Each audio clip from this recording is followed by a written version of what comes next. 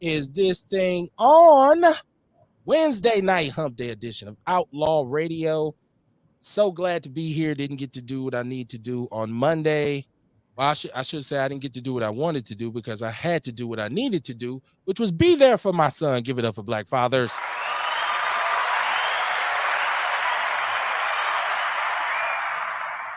Don't say we don't exist. My name is Kevin Barnes, and I'm a Scorpio. Born in November on the 4th, right? Dig that. But I'm not alone. I have my co-host with me, Mr. Kamar Carter. What's going on with you, my brother? Life. What's happening, family? How y'all doing out there? Welcome to Outlaw Radio, where we talk that talk and we definitely walk that walk. Raising vibrations and elevating thought. Y'all better come on in. I'm trying to tell you I am the black woman lover, the black man's brother, the culture teacher, the healer, and the doctor, Mr. Kamar Carter, y'all. Peace to the family. Hey, you see, I try to switch it up a little bit every time, man. Put a little spice in it. I see you trying to do your thing. I see you. Listen, this is what we do normally on Mondays and Wednesdays, but like I said, we weren't able to be here on Monday. So I have microphone withdrawals when I'm not able to do this. So I'm so happy to be here, support my brother, hit him up. You know the Ghetto Witch Doctor. If you're on health and wellness, you already know this, brother. You've seen the Nature's Nature. You've seen his cleanses. You've seen all his medifications and his ramifications. Holla at that man. My sister, Patience Phillips. She said, "Peace, family. How you doing, my sister? Welcome to Outlaw Radio. SOS on a Wednesday night. Justice for Denari. Listen, I want to shout everybody out. First of all, share the show. People always ask, Kev, how can I support you? Number one is share the show. But number two, get some of this apparel. Yes, if you're watching my people throughout the show, you'll see me. This is the new design. This is the zip ups. We got it. We represent. We got the big thing on the back. Shout out to my wife. She did her damn thing on these. We still got the classic joints. Outlaw Radio redesign, pull over. Then it's this new hotness. Man, look at these. These you can't see them clearly. These is the gray pullovers. Just like the one zip ups. So that's the thing, the zip up. So this is the gray zip up. It's like the one that I have on this up. I have on the black one. So support, man. It takes teamwork to make the dream work. It's Black History Month. The first day of Black History Month. If you black and you proud, shout it out loud. I'm black and I'm proud.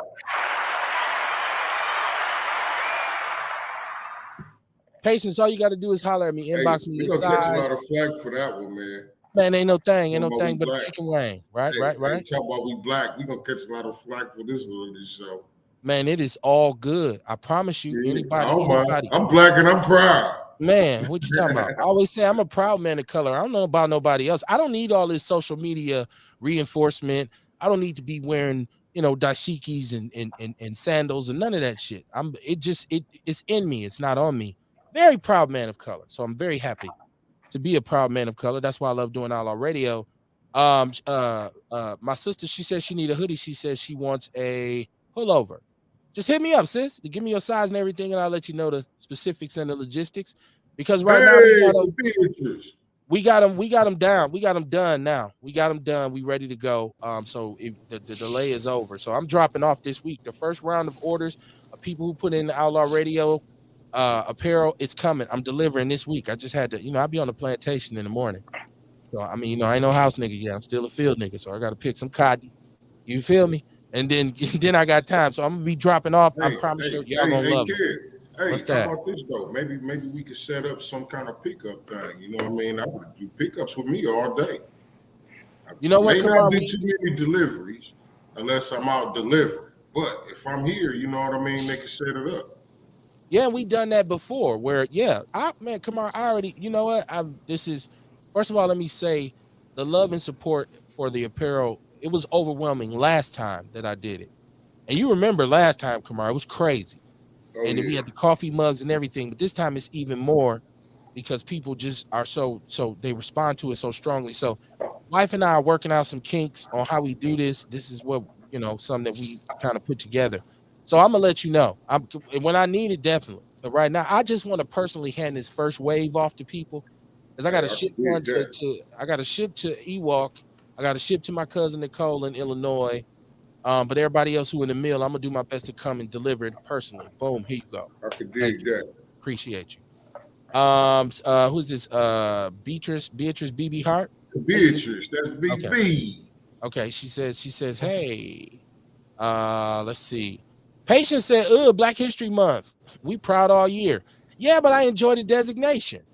She said she'll come get her. Hey, you better take what we could get from them motherfuckers. Once we talk the logistics, Patience, we'll talk about how you get it. You can come get it, or I can drop it off. We'll see. It doesn't, it's all in the game. But no, Black History Month. It's like if somebody gives me some attention, I'm not gonna say, don't be paying me no attention, right? Right. So if you want to say Black History Month, see, as a Black person, I understand that Black history is forever. It is history, like, No doubt. right? So, but if you want to say, okay, Kev, this is the month that, because y'all say, oh, it's Sweetest Day, or it's Valentine's Day, or it's National Couples Day, and y'all will say, oh, yay. But if you say Black History Month, you get upset. Well, what's going on, man? Mr. Valentine, welcome to the show. How you doing, brother? Peace. Peace, peace. Hopefully I ain't freezing. I've been having some Wi-Fi issues. That's what took so long. No, you But ain't freezing. I thought you was looking for a spider or something. I don't know. You looking like no, somebody in the I'm corner watching this threatening damn. No, I'm watching this fucking router, man. I had to beat it up a couple times. you. Oh, okay. But in regards to Black History Month, like I tell people, Black history is world history because ain't shit in this world moving without us.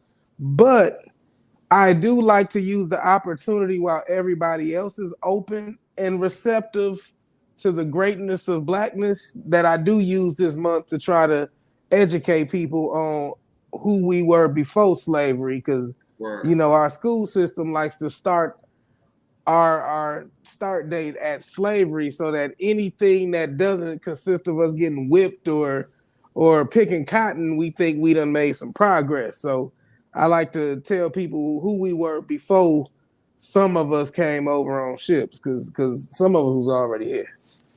Word. It's a long conversation, but you know what? And we have it all the time. See, one thing you gotta understand about Outlaw Radio is it's always Black History Month around here because all we talk is black stuff. So with us, it's always that we're I'm consistent, if black, nothing else. y'all. I'm black, y'all. Right. Black. Blacker than Black, black, y'all. y'all. Right. Ernest Walker said, "Say it loud." Patience said, "Fuck what they I'm give us. I'm black and talking I'm about what proud. we command. We don't need their handout. They teach African American history during this time. I mean, you have the right to look at it any way you want to. Me myself, it's not like I'm saying, oh, I need you to give me something because I've Hey, already taken it. Right? What and not only that, man, they don't in school, they don't teach us the part of our history that we need to know anyway. right. So why not take So advantage of that's the day that's to talk that's about it like it that should that be there talked is our about? job. Right. Well, we will talk That's about it that's tonight. It's that's Outlaw our Radio. job to give our kids, you know what I mean, the information we want them to know. We can't expect the schools to do it. We want them to do it, but we can't expect them. Deion James said, "Boy, I'm in this motherfucker." What's up, Deion James? Yeah. He said, "Let a real nigga in." Welcome to the show, Deion. Welcome to the show. Welcome to the show. You better come on in. She Right. said, we learn every other history year round. Black folks get a month. Yeah, people say that, but once again, I have to refer to my upbringing in which every day was Black History Day. Like there was not ever a day in our house where my mother wasn't talking about something black, right? Like so, even Right, if it right. was her personal memory, like yeah, I remember about this time of the year when they did such and such and such. Remember that shit like it was yesterday. So for those who need designations, enjoy the designation. For those who are free and understand, enjoy the liberation. Right? I'm a Right. poet, and I knew it. I knew it. Joe, what it do? Joey Phillips, he said, "What up, Outlaw Radio? Peace and love." Yes, sir, my big brother Peace. right there. Jojo, I got to get you up on these zip ups, man. These zip ups, these pullovers, this joint. My wife got me on fire here today, right? Looking real slick. Ladies, come on, calm down now, calm down. Give me up, girl. Yeah.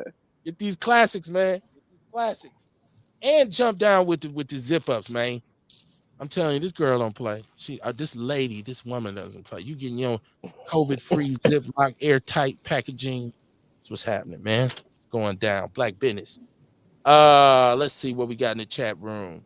Ernest said we have 28 days. That's also covered by the media. Like it or not, it's a platform, and we should definitely take advantage of it. I hear you on that, Ewalk.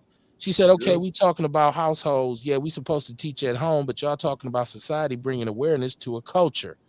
Society is America society?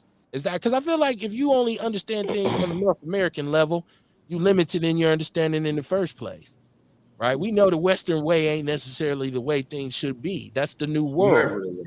That's why you say to the east blackwards, right?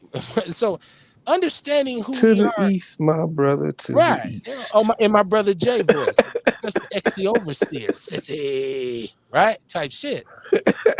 So I'm just saying, like, once again, what's the thing we say on this show about how much power has been taken from you versus how much you've actually given up?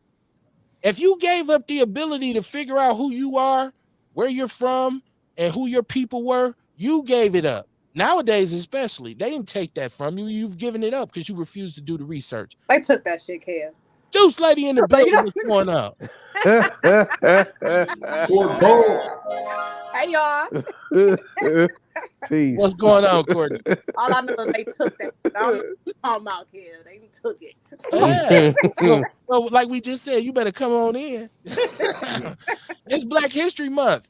My sister Patience already said, fuck Black History Month. Why we get 1 month? I said, look, give me my flowers. Ain't that what we always say? You know what I'm saying? Give me my flowers. Yeah. So ain't nobody get them stimuluses back while we was arguing about reparations. Dig that, right? And I tell you what, here's the deal. Yeah, I mean, hey, I feel like this, right? I feel like this too. Okay, they made up Black History Month. Well, that still raises awareness even for our people to begin understanding who we are. You know what I mean? Because some of us are just that lost. Like it may be this year where a few more of us, you know what I mean, get a seed planted and wake up a little bit and start that journey. You know what I'm saying? So we can use it to our advantage. Yeah, man. I mean, let this be your excuse to walk with a different kind of swagger at work. Yeah, you know me. I'm always talking about, man, I hate when niggas get happy over a bone getting thrown to us. You know what I mean? Example. The black dude. You know what I'm saying? Like, I'm sick of black people acting like we got a bone thrown to us. They only nailing these police like this because they black. Right. We are definitely. You know what I'm saying? They only making the shit clean and cut. They only dropping the video right away because they black. Mm-hmm. We definitely gonna get to that, and that's the reason why I call the show SOS tonight. Yeah. But not like we need help, but SOS as in same old shit, right? Some cops killed the black dude. Oh my goodness, this ain't never happened before. We'll talk about that tonight, of course. Let me catch the chat room up, Kamar, because now you got me worked up. Now you got my pressure up. Don't nobody else celebrate no Black History. She right. Who else is celebrating that besides us? It's like, who else matters? As long as we celebrate it, who else matters? Yeah, we celebrate everything. Just wait till March come around. Not we. Not we. Downtown and Green. Wait now. Not we. I believe I just referenced us free folks. You ain't never seen me with no green beer. I drink Old English. It is gold all the time. Shit, I'm gonna get my Shamrock Shake. Always brown. That's about the only time of year I get my Shamrock Shake. Shit, I'm gonna go get my. You know what's green? You know what's green? You know what's green? And that's all year round. Right. So when you say we, you talking about some Negroes who want to partake. Myself, it's the same thing that I said about Kwanzaa, right? Some of you niggas that was happy about Kwanzaa, now you mad about Black History Month. I take Black History Month over Karanga. Fuck what you talking about. Snitch I use them both as opportunities to educate our James people said he and loved establish a sense of pride. Deion James said he loved him some Courtney. Good man. That's what's up. That's what's up.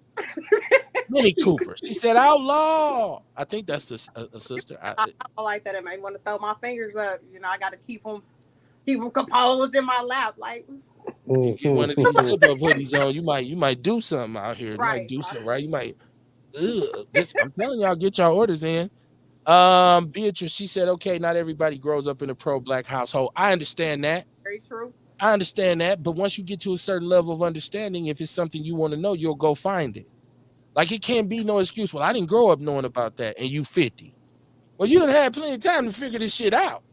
So you can't be like, you don't even know about it. Well, shit, but I mean, again, a lot of it's been kept away. If a motherfucker don't come out of that survival, that stupor, I mean, it's possible motherfucker be stuck their whole life and don't know shit. Right. Motherfuckers do it. You see 50, 60-year-old motherfuckers all the time still trying to act like they in their 20s or 30s, act like the young niggas and shit. Yeah. Courtney, I might need you to back out and come back in because your mic is breaking up, and I want to make sure people can hear what you say. Can you hear me now? A little bit better, but it sounded like you was on a customer service headset a minute ago. Can you please hold? What's going on? Oh, now because somebody else phone messing up, now you think you able to have jokes. Right, I'm on their ass because everybody been on your ass for that. Yes, sir. Yes, sir. It's okay. Like I was saying, can you hear me now? I think we got you now. I'll let you know. I just want to make sure people can hear what you're saying. Yeah, so I just think that sometimes people don't even know things to research or don't know what they don't know. Because, like, even with the research I do, you'll be the saying some shit. You don't know what like, you don't damn, know. I know about that. So then that has sparked the interest to go research it. But if you never would have said it, it never would have been some shit for me to even think about, to go look up. Yeah, I feel like once you get started, it extends itself because my mother didn't take me into deep water. She just took me off the shore and said, wade in it a little bit. And I got to swimming. And so once you start looking up one thing, you can't help but learn the other thing. And that's what I'm saying. Understanding is incredible. It's divine, as they say. She said, Patience said, I'm glad y'all having these conversations. She said, who else matters? Exactly. So why does that month they designate matter? Because it gives me a chance to look at white people and talk shit and be like, it's Black History Month. What are you doing? It's Black History Month. You're gonna pull like shit on Black History Month. Like, hopefully everybody's talking this, everybody again, hopefully it raises awareness to some of the people in our community, you know what I mean, who ain't. Like you said, Kev, like we don't know until we know. You know what I mean? So like this is that opportunity to drop them seeds, you know what I'm saying, while it's popular. You know what I'm saying? I feel like black people are like that little badass kid on the playground a lot. He ain't got enough attention. So he always acting out trying to get somebody to notice him. He mad about every goddamn thing. Nobody ain't even ever he don't even know what being happy is. And I feel like that's who we are sometimes, collectively. And I just feel like y'all gotta calm down. Some shit ain't worth arguing about. Somebody said, man, it's Black History Month. This is cool. Don't be celebrating that shit, nigga. It's like, damn. Wait, my bad. Get your Uncle Tom ass out of here for celebrating Black History Month. Man, this is Paul Mooney shit. Fuck Black History Month. I never liked that shit. Like, you know, that was my Paul Mooney voice, y'all. That was good. Hey, you did that was a pretty good one, man. That was a pretty good Paul Mooney. Told these motherfuckers, fuck them. Fuck Black History Month. She said, why didn't my notification come on? Hey, Outlaws and Outlaw family. That's my sister, Tiarsha Arthur. How you doing? Hey. My sister, Sharon Evans. Your order is coming. Everybody who got apparel, it's coming. It's delivery time. Hey. Man, shout out to my wife, man. She did her damn thing on this apparel. That's why I'm so geeked on it. When y'all see it, y'all gonna love it. But I want to talk about this. It's Black History Month, and it's gonna be for the next 28 days. And I'm gonna talk about Black History Month on the show like I always do.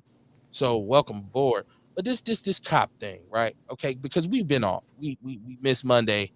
This was hot off the presses. The brother Tyree Nichols. I believe this is in Memphis, Tennessee. Y'all correct me if I'm wrong, right? Mm-hmm.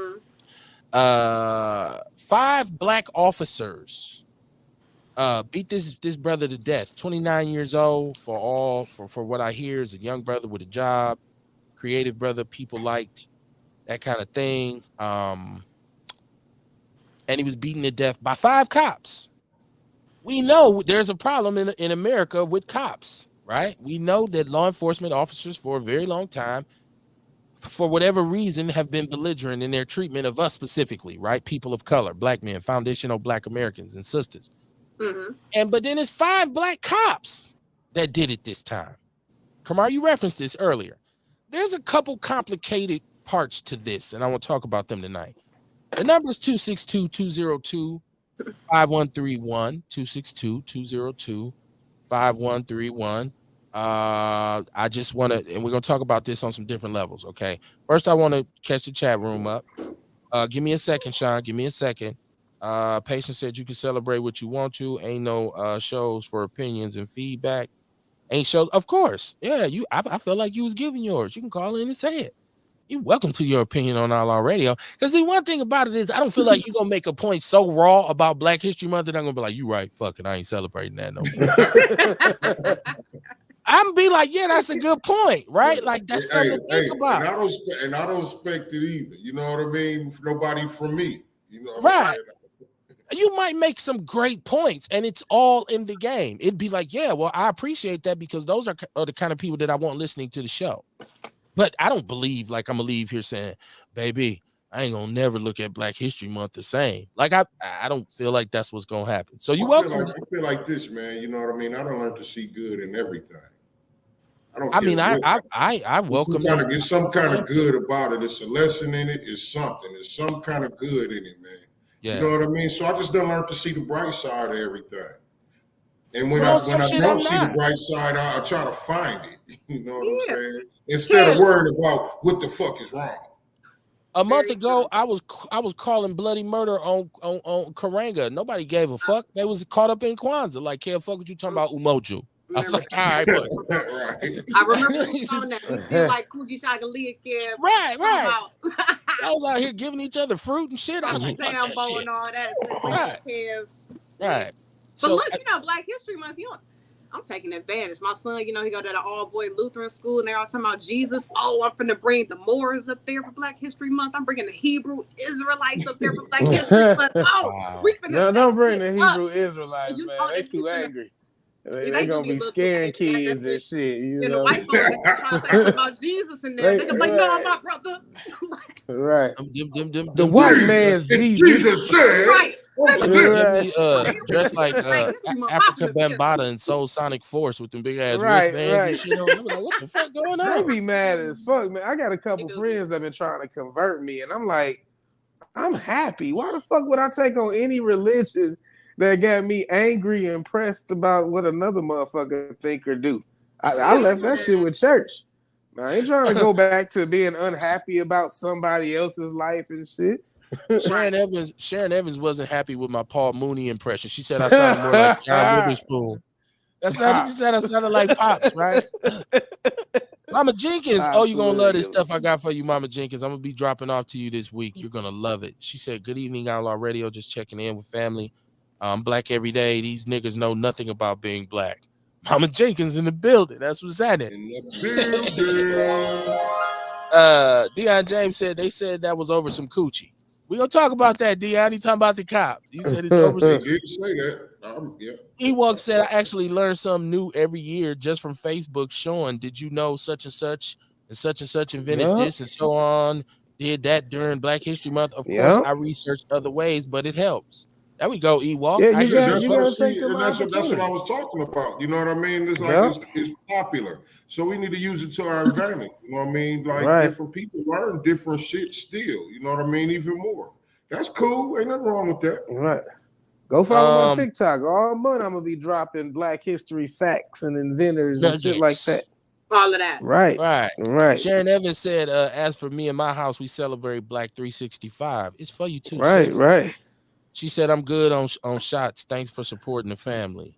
Okay. I don't know if she's talking to me. I'll be trying to figure it out. But I want to get back to Tyree Nichols. That's his name, right? Yes. I think she think we sending shots at her.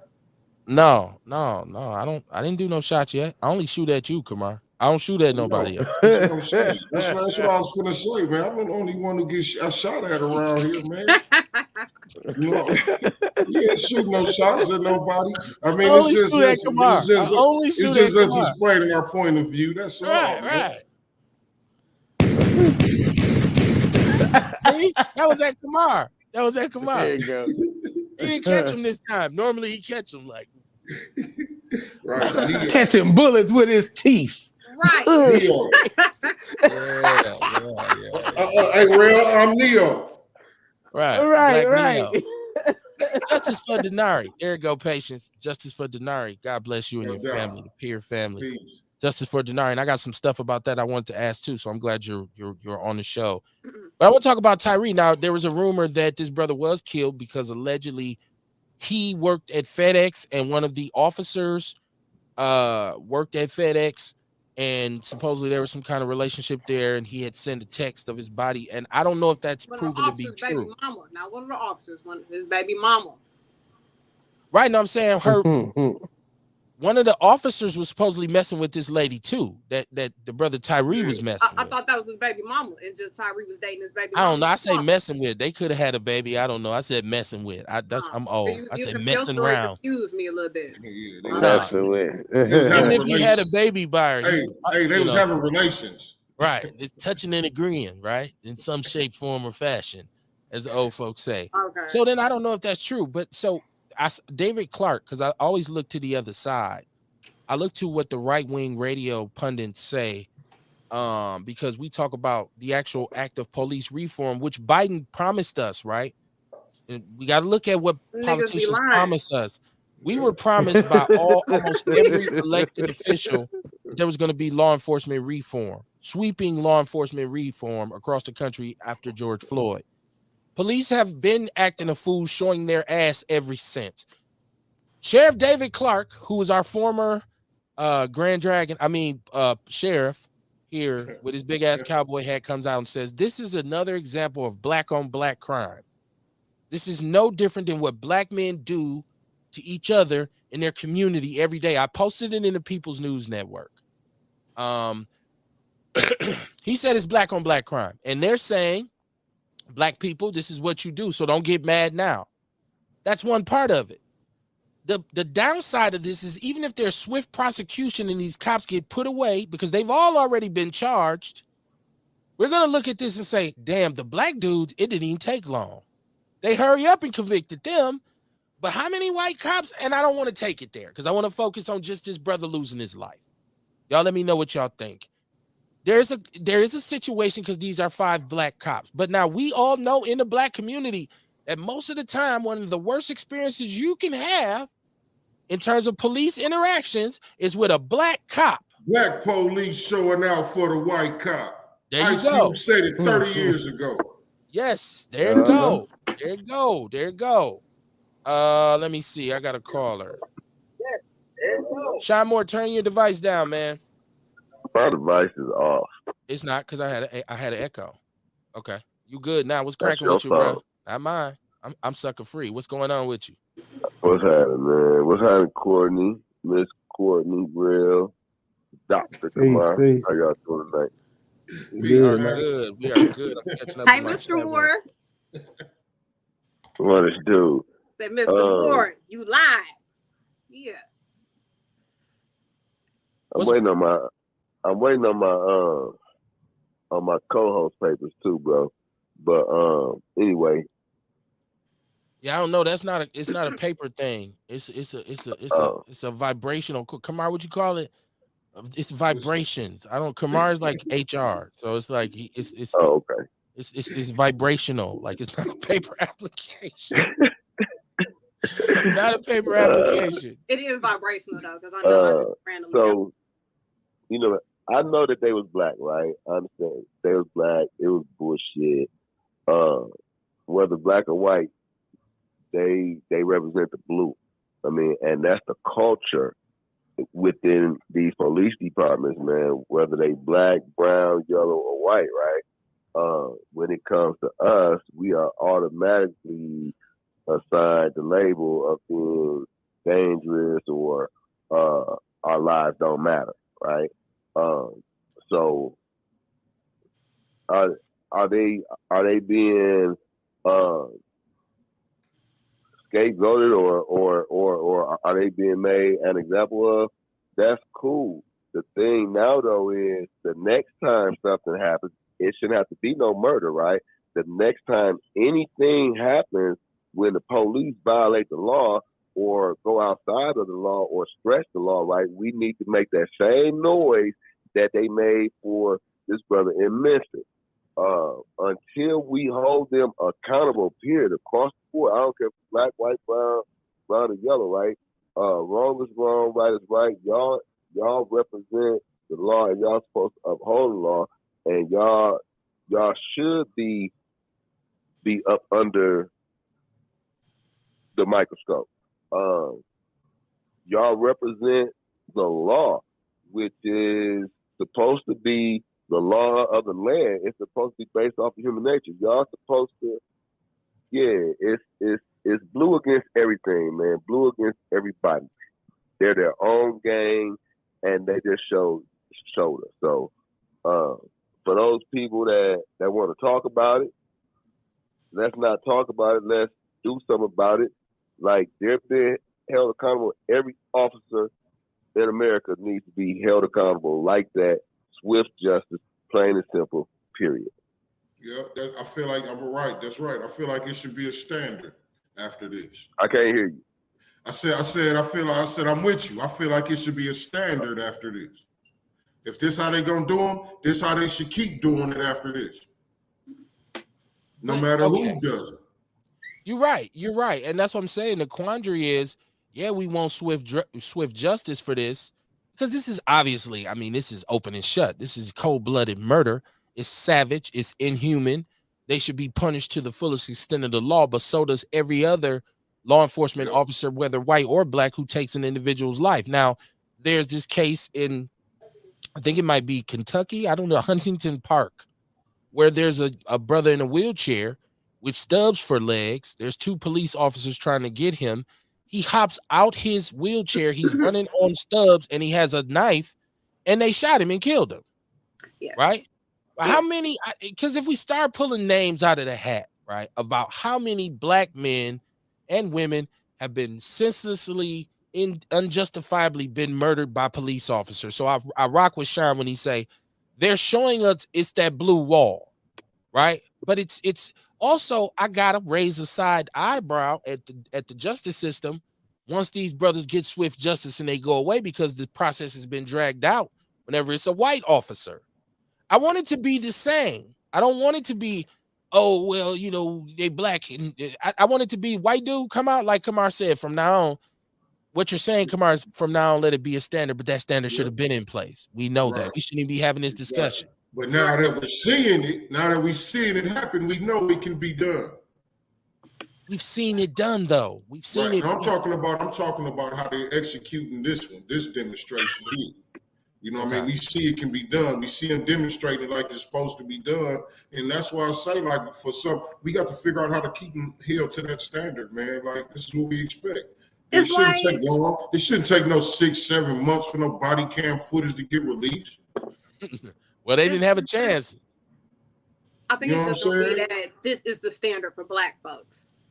You know what I'm saying? I don't think this is ever going to be this is the standard for all officers. This is this is the standard for black folks. You know what I'm saying? Right. You a black officer, we going to handle this shit real quick. But I don't think it'll ever be, this is how we handle all of y'all. Nah, no. Because even what happened with that one black officer that shot the white woman. Remember, it was a person that got shot, then it was a black officer, and then they end up getting like fired or some shit. He got quick justice. His ass was gone. You talking about in Minneapolis, and this was coming after my man Philando Castile, and that cop was Asian, I believe, who shot him in front of his 6-year-old daughter. This is all after George Floyd, by the way.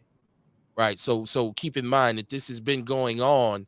Right. We just talked about a couple weeks ago here in Milwaukee, and once again, all of this information is posted in the People's News Network, where the Fire and Police Commission, the DEA, is in a flux because black police officers here are getting caught up in drama over and over and over. Now, I don't know, one was accused of with a baby, one who just had a fight at a bar.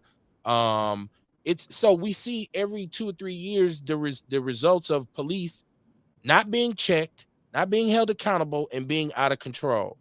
And so, Ewok, I see you. Hit me. Ewok, I see you. I wasn't trying to ignore you. Tiasha said we marched to get them on the force, but they wanted to act like they was the Klan. There's a mentality. That's the conflict that you have when you become a police officer and you're a black man at the same time, because we know that the laws are not fair to us as people of color. Ewok, what's popping with you, bro? Man, boy, oh boy, man, oh man. I just say there was some fool ass niggas there, man. And you know what? I got a nephew that's in the police academy right now. I was against it because I don't think no black man should involve themselves into that culture. Because once you take that oath and put that uniform on, and then you go into that station and take the true oath that they live by, it's totally different than the one that the Constitution got first. You know what I'm saying? Once you put on that uniform, man, you are in a gang. I don't care if you're BD, GD, Vice Lord, 2-4, four-corner hustler. Man, you is in that gang regardless. When you get in that gang with them police department, man, you can't sit there and say, hey, man, I don't think you should be doing that. Oh, that ain't right. You don't get no opportunity to do that, man. You get jumped in damn near just like a gang on the streets, Bloods and Crips, man. Come on. You gonna sit there and you gonna close a blind eye or something. It's gonna be like 5 incidents a day that you're gonna be like, hey man, that shit shouldn't have happened. So yeah, it's a cultural thing. So it don't matter if they black, white, Chinese, whatever they is. Once they put their uniform on, that's that. Right. And that's the blue gang, and that's what we're talking about. I believe in the movie Shaft when he said, and I hate to quote movies when we talk about real life situations, but what he said made a lot of sense when he said, the problem is when you are a black cop is that you too black for the badge and too blue for the brothers. So the police, the force will never accept you because you're still just a nigger with a badge, and the community, the brothers won't accept you because you're a cop, right? And that's that conflict. Okay. Mama Jenkins says, "Hey, Outlaw Radio family, these cops were part of a gang that the police department creates to do whatever it took to arrest a body." All right, Carol, go ahead. She said, we have a heap of gangs within our police department. The Punishers, Night Train, Jump Out Boys, the Fellows, and the Buffum Street Boys. Rodney King Jr. got his ass beat. Frank Jr. got his ass beaten. Where's the damn reform? She said, George Floyd got murdered. I've been waiting for reform for 20 years. These cops still killing and truly brutally beating ass. It's a natural fact that police, and that's in our community, and that's that relationship that we have with law enforcement in our community has always been a tense one, because we even understand if you go all the way back to most places in the South where we originated, who was the grand dragon of the clan, the local clan? It was the sheriff. It was his deputies, right? So we know off top, you can't trust the law to protect you if you're a black man. And when they come to take blood out your ass. So we know that. And so people say, you guys are paranoid. The flip is that it even happens when black men join the force. They get so seduced by this power thing that you end up with this. And my sister made a good point. There are cliques of policemen, believe it or not, who consider themselves individual units, right? Silos within the police department. Tiarsha says, Sean Moore, they are now getting ready to pass that George Floyd federal law against all these bad cops. We'll see, because that, like I said, we were promised law enforcement reform under Biden and everybody else, and then it's stalled in Congress, and we ain't seen it since. She said they fired the clear cop and the 2 EMTs and are looking to charge them also. The Memphis police chief ain't playing no games. Y'all got to watch this whole thing. Like, I feel like we're looking to charge them, but ain't no we're looking. If they want to charge them, they just would charge them. It ain't no we looking, we think. If they was going to do it, they was going to do it. I mean, they wasn't looking to charge the niggas. They charged them. There wasn't no, we charged them. It don't take that long. It ain't, I mean, what we thinking about? What we waiting on? What are we considering? So if they was going to do it, I feel like it'd be done by now. But, you know, I think the cops, that shit is a gang. I was telling my mama today, like, man, that shit is like the mob. I was telling her when I went to Columbia, I was like, you know, if I moved to Texas and the cartel start moving in, I might just mob with them. I mean, why not? I mean, might as well join them. And I was like, but the cops, the thing with that, even with being in the cartel, being black, it's like you join this shit, you with this shit, but you are going to be the first person to take the fall for whatever. Yeah, I'm a little confused because you just said you want to join the cartel, first of all. If it was a situation, I'm living in Texas, they're coming in, I'm like, hey, I want you to know, hey, Mexicans, A lot of Mexicans do not like black people. So I know they don't. That's why I you said will it's be a the maete, Colombians, and they just like the will cops get rid of don't your like ass. black Right? folks. So either way, the cartel, the police, whichever one you join, being black, you're gonna be the first person to go down or get killed, or some whatever the fuck went wrong, fucking kill her, kill Courtney. Which makes no sense for us to even buy into anything except for us, and that makes it even more important that we start doing us. But we Mama don't even Jenkins believe in said, us. Most of us, we can't stand each other, can't stand our damn selves, don't believe in ourselves. Most time we hate ourselves, so that means we hate the person next to us. So it's a lot of, we got so many issues that, will they be resolved? Have they been resolved yet? well, slowly but surely, you either hoping, hey, the glass is either half full or it's half empty. I guess it depends on where you're standing at. Mama Jenkins said killings by the police in the U.S. mapping police violence data on fatal shootings by officers and other deaths at the hands of police. 1,176 in 2022, 1,145 in 2021, 1,152 in 2020, and 1,097. She's running the numbers down. That's what's up. Byron Terry said Clark is the same coon that said there's no police brutality in America and no black leadership in Milwaukee. He's the only black man that publicly said a white man, former county executive, ably suffers from penis envy. I don't know why David Clark just won't do us all a favor. Just shut the hell up. This big ass cowboy hat on, and then he's on there with another goofy white dude who says this is a product of single black mothers being put in positions of power. This is all in the People's News Network. It's a clip from the Young Turks. And he says the police chief of the Memphis Police Department is a single black mother, a single black parent, and this is what you get when you put them in charge. So he blamed them, and Clark agreed. I don't know, in the 70s when Clark grew up in Milwaukee, I don't know who whooped his ass. I don't know who took his girl. For some reason, he hates black Milwaukee. He always has. I don't know what brothers did to him growing up, but they must have really fucked his whole shit up because he got this big ass goofy cowboy hat. It's like, dude, if House Nigga was a person, right? And I don't even like to call another black man that. But when you make these kinds of asinine statements and take some of the stances that he's taken over the years to say this is black on black crime because it was 5 black officers who murdered another black man. First of all, you got to understand there's no such thing as black on black crime. There's crime in the black community. There's crime in the white community. So do we then classify that as white on white crime? Don't be a fool, right? You don't hear them say, and in Puerto Rican on Puerto Rican crime. They don't say that shit, right? And everybody kills everybody, especially in America. It's the most violent country on the planet. We got more guns per capita than some places armies have, right? People get their shit rocked in America. We know that, but you can't just say black on black crime. That indicates there's a special kind of crime when there isn't. Crime is crime. So, but we're talking about what Republicans say. You got to take that with a grain of salt. So, we know that. I hope people ain't that stupid, but I hate to see that narrative being sold. Sean said, look at the stats Mama posted again. I just looked at them.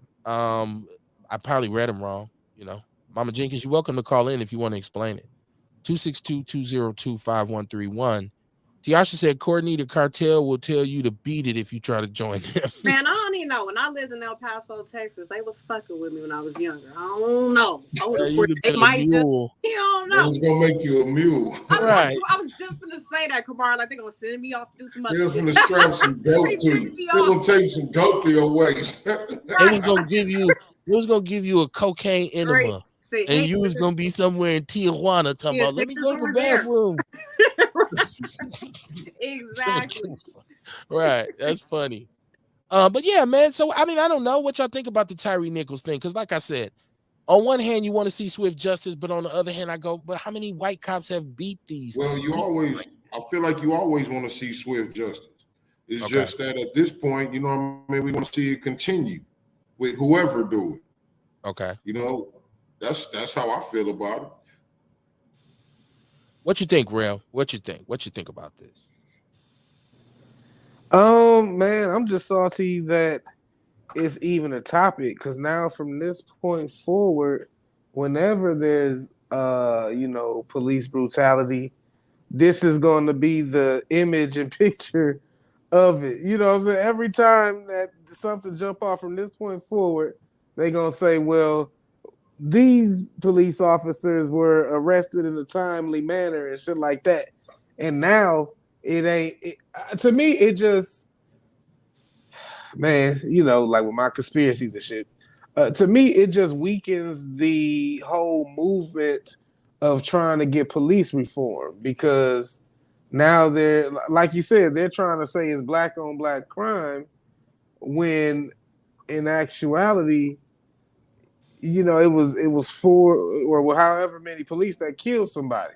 And now they're trying to say it's because he worked with the dude baby mama at FedEx or some shit like that. I don't know how true that is, but it seemed like this one is just almost like a reality show. You know what I'm saying? Like it's just a lot that don't fit to me. Like there was no cop of a different ethnicity in this group. Like I didn't even think they let niggas get out like that and be partners and shit. I thought there was always at least one other race cop just to monitor the other cop type shit. So it just all seemed like a perfect storm to me. And it seems like one for shit propaganda purposes for the near future, Now whenever a cop do shit, it's gonna be these pictures that pop up and all kind of stuff. I think George Floyd I think that situation is the poster child for police brutality, along with the grainy footage of Rodney King getting his ass whooped blue black. I mean, I don't think this will. That ain't that because there's never been a full nigga fleet to do it. So you know what I'm saying. So well, we'll see. A real fleet, that was the correct word. Yes. Those who are in the know, let me know. Are they not part of a unit in Memphis called the Cobra Unit? And that's what I was going to bring up. And it is a unit what they had. I forgot what they was about. They the jump out boys, them type of motherfuckers. Yeah. Okay. Well, we all know how the jump out boys is. I don't give a fuck what city you in. Yeah. That's Mama what Jenkins, they do. The jump out boys jump out and whoop your ass. Mama Jenkins says the majority in the House is Republicans. Joe Jordan has already said the bill is not going to move. And if it was, it would have passed by now. What is my damn problem is the same motherfuckers who are still talking the same damn shit when these beatings and murders occur. We're going to pass this bill when? That's the thing. It's stalled. And then you see more egregious police behavior. So we should be going back to those people who made us all these promises, Biden and all the rest of his cronies that were running on the strength of we're going to do groundbreaking law enforcement reforms. And like, what does that even look like? Ernest said the people covet and kill what they see daily. If you live around what you are, more likely it's going to be somebody who looks like you. Right. Well, that's why I say there's no such thing as black on black crime. We're going to start saying Asian on Asian crime. Well, that was Mexican on Mexican crime. 2 Mexicans killed each other. Like it's bullshit otherwise. I feel like he was minimizing it too by trying to minimize it by saying that too. Yeah, that's the way you kind of yeah. More white people won't give a fuck about it if you call it black on black crime. Right. And it also puts it back on us as black men. It's y'all fault this shit happened. Right? Like is that okay? Kinda, I guess. Dion says in the South you see more African American officers. I think I've always said I think there's more step and fetch it. I think there's more buck dancers in the South because you had to be at. And I'm saying this because you've always kind of had to be that way to survive in the South, and those who were against it left. Now I'm on some Kanye West shit, like you choose to be a coon, right? Like you've chosen to stay, right? You've chosen slavery. You should have moved to Detroit with your grandfather. Scorpion Unit. What did I call it? Did I call it the Scorpion Unit? What did I call it? I don't think you called it nothing. You just I think y'all called it like the lizard. No, they basically the jump out boys. You know, right? I just said that's what they're called, a Scorpion Unit. Yeah. That's what I said. That group. They all got that type of name.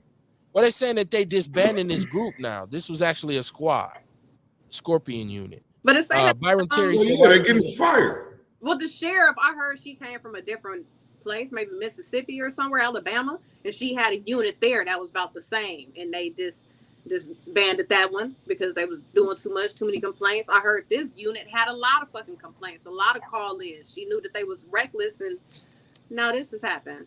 So Everybody's saying the same thing in the chat room. This is hilarious. Byron Terry said, why can't it just be 5 shitty cops and a bunch of other cowards standing around? Thanks to the sky camera that these bastards were exposed. They didn't just start violating ninjas' rights. Right. There's a buildup. They've obviously been getting away with this for a very long time, Byron. I agree with you. Unpunished, right? And this is the problem. No accountability. And the people who are in charge tend to know about this stuff. That's why you got internal affairs who's usually aware of stuff like this. yeah. Dion said no Scorpio unit. They was called the Scorpion unit, T.R. Shard said. Deborah Jenkins said we got goddamn police cases here that been on the books for years waiting to go to trial. We actually do. Police misbehave. We had to figure. What was the figure, Kamar? A couple years ago, we were harping on the figure badly. It was like over a 3-year period. It was like over a 12-year period, it's like $3.5 million or $12 million of taxpayer money that had been paid out in settlements for police officers and who had misbehaved. It's all paid by taxpayers. So we was throwing that figure out dude, it's $12 million that has been paid off, and this is taxpayers' money. But at the same time, our great DA has never convicted a cop of anything, including the booty dudes, the dudes who would wear young dogs on the news. They didn't get convicted? No, that's the thing. But didn't the dude that shot Seville Smith, and then it came back that he was drugging dudes and all this shit, didn't he get convicted? That black cop? No, he was exonerated for shooting Seville. He got convicted for drugging the other raping booty dude, and then like shooting him or like dropping him off. Dude got away and got to the hospital. It's like, oh, I'm bleeding. Allegedly, crazy. I don't know if he's bleeding or not. I just made it worse. But yeah, he went to jail for that. That's why we used to call him the disco. He was like a gay rapper. And like because he was a rapper and then he was like gay on the side. Like who knew, right? Like so no, he was exonerated for the shooting of Seville Smith. The police here have never been convicted of a homicide, like for killing anybody. Damn. The DA won't do it. He won't do it because a lot of them feel like, well, then that would compromise them. They won't be able to do their jobs effectively if they're scared. They're going to, go to jail for murder. But my thing is, well, make them pay for the settlement out their pension. Stop charging taxpayers. You get a hell of a lot more accountability then. If a motherfucker know, I ain't finna have my retirement. They finna take my house. They gonna take my car. No, you pay that settlement. Because we got the difference between criminal court and civil court. A lot of people don't understand that. OJ was found not guilty of murder in the criminal court, but he lost in civil court and had to sell his Heisman Trophy. That's the difference. Because civil go after the bread. And that's what my brother Tierman Spencer, when he was on here as a city attorney, he doesn't do anything criminal. He handles civil matters for the city. So when you got an issue with the city, 9 times out of 10, they're going to settle out of court, and that goes through his office. Shout out to Tierman Spencer. Tiarsha said Kamala Harris was at the funeral today and said they are going to try and get the bill passed. Oh, Kamala, what's her name? Yo, Where you been, girl? Where you been, girl? A lot of shit been going on. It tickles me when they try to drop them the immigrants off in front of her house. That tickles me every time. And I heard it happen a couple times. Just keep sending bus loads to her crib. Yeah, her husband got issues, but we knew that about Kamala Harris.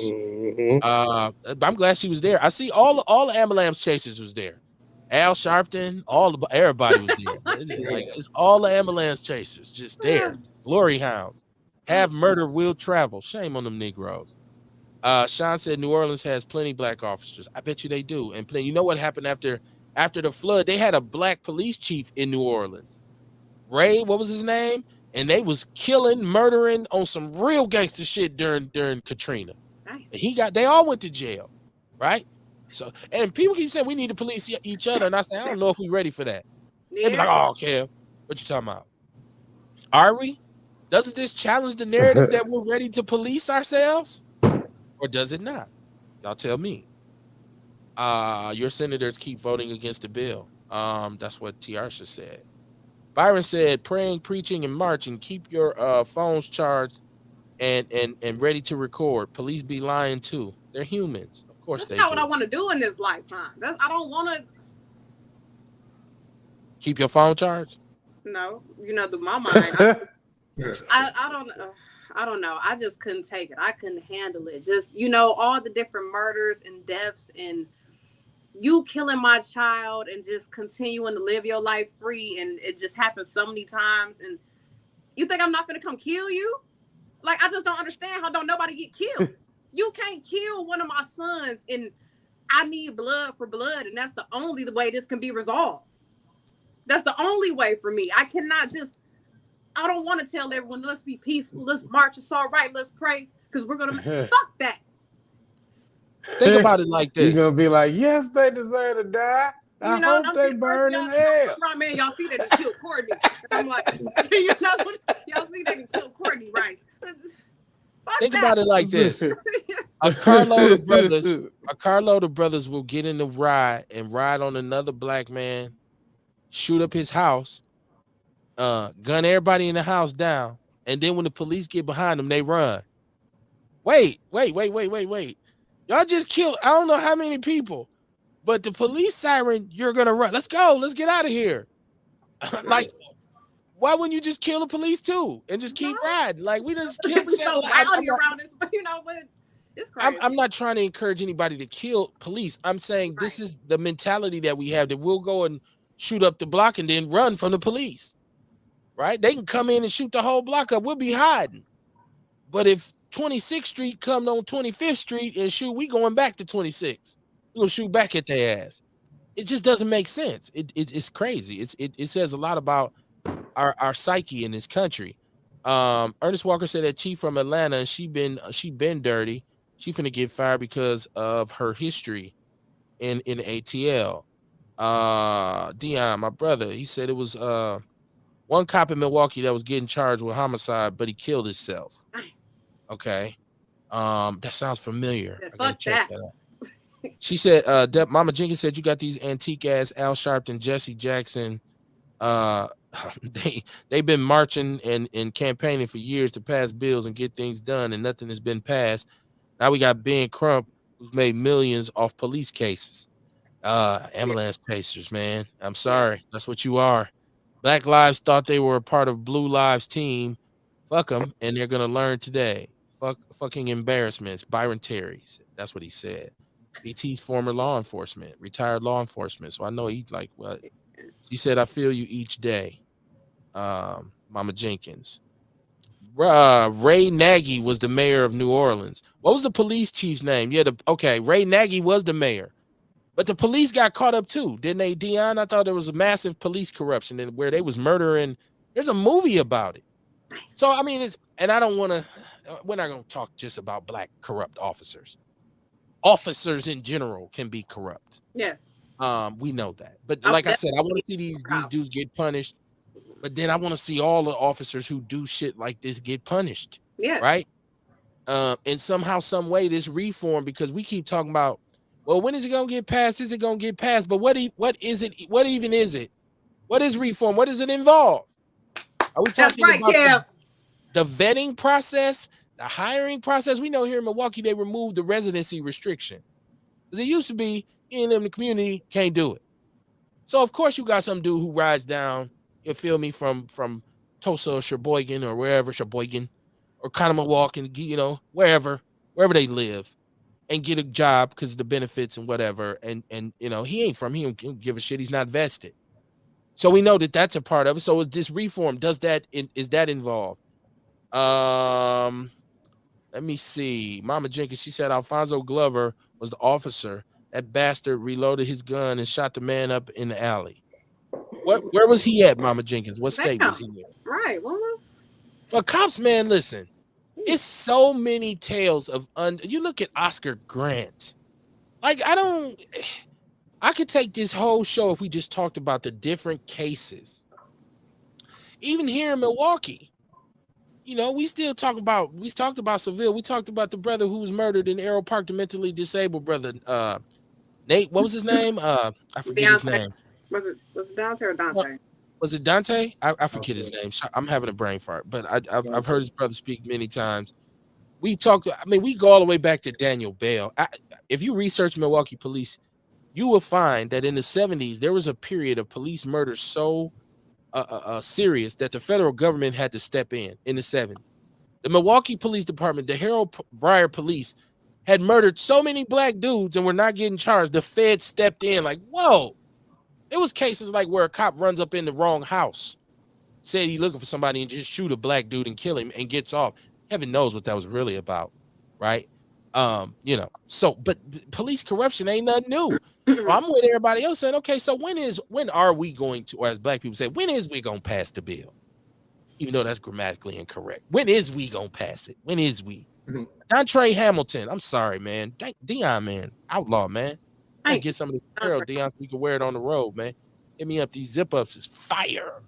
I got to throw that in every 5 seconds. I wanted to talk about, we can keep talking about that too, but I got another thing that bothered me that I seen over the weekend.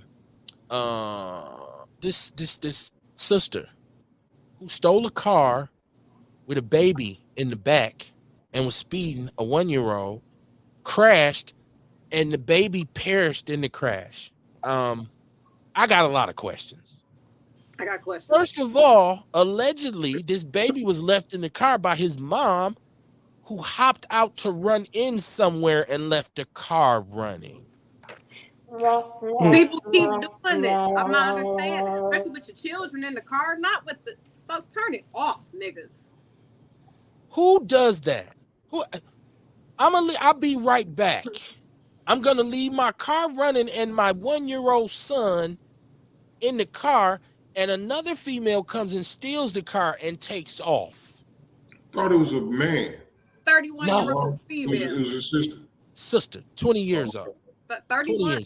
31. Oh, 31. I'm sorry, Courtney. Because I want everybody to know how fucking old she is. Man, she too old to be doing. You know what I'm saying? Then crashing and killing the baby. Like, folks, she's 31. What is it? No, where we at in Milwaukee? I don't know. In Milwaukee, you do not leave a car running, first of all. Second of all, you don't leave your baby in the car. No. You know what I'm saying?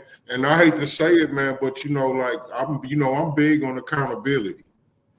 So first she was wrong, and then second, the person who stole the car was wrong. This doesn't sound like random crime to me. There's something going on here, right? As they say, something's aloof. It's too many. It's winter. We got Arctic temperatures right now.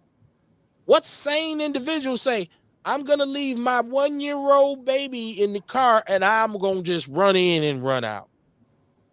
She wasn't sane. So somebody said that she was a chick that was in the car and jumped from the back seat to the front. And I wonder if that's true. They don't be. Somebody said that in the chat room. I wonder.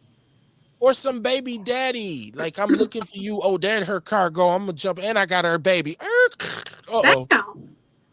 Wow. Right? So I need to know more. And I don't want to, because people be listening. In Milwaukee, 6 degrees of separation. Somebody be like, well, that was my cousin, or, I grew up with her, or whatever. I went to church with her, whatever. If you know more about it, let me know. Call in and let us know. 262-202-5131.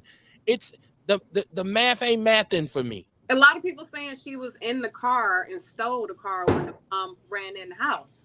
So that's crazy. If the nigga with you stole the car, damn. Yeah, something's going on here. So I'm seeing what you're saying. Tiarsha says she was a mofo that was in the car while the mom went in the house. Mama Jenkins said Alfonso Glover, an off-duty Milwaukee Police Department, fired 19 shots at Wilbur Javier Prado in a late-night encounter that began when Prado tailgated Glover as he was driving home after his 4 p.m. to midnight shift. 8 of the shots hit Prado. He died at the scene. Glover was placed on desk duty. Been going on for a long time, Mama Jenkins. Thank you for making that point. I mean, this what makes it kind of like when you as a black man see a police murder, are you really shocked? Or are you like, what? Okay, this shit's been going on. We just had nationwide riots. Remember, was it Freddie Gray in Baltimore? Remember Baltimore tore some shit up when they threw him in the back of the police van and... Kev, these comments covering my face. They can't see me. I know. Don't be like that. I don't want Dion to get mad at me, right? They gotta see my face, kid. Right. She's like, I'm gonna get my boyfriend on you, kid. Like, I'm outside, nigga. Byron says she knew the chick in the car and she jumped from the back seat to the front seat. She killed her associate's baby. Okay. Okay. Let's see. Joe Walker, what's going on? He said it's not just Milwaukee. I know, Joe. We know, and this is what makes the lack of reform even dumber. That it hasn't happened. And we as Americans, just think about this. We've been sitting on our hands with this. We allowed them. That was one of the most important things in all of the last elections is what was going on in the country with police. We've been on this. In my community, we've been on this since Rodney King and before that. Matter of fact, my mother marched for Ernest Lacey. That's how far back this goes with me. Where I remember police. I mean, Eric Adway. Like people found mysteriously. My brother, T-Buck found up.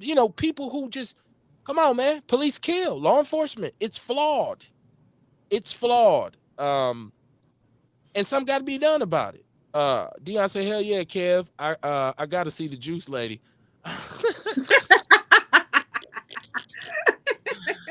Let me hurry up and read this comment before I get my ass kicked.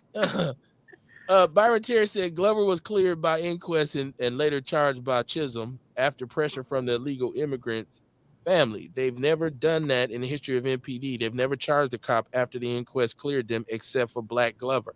I didn't think any cop had ever been charged, B. So that was me. I misspoke. T.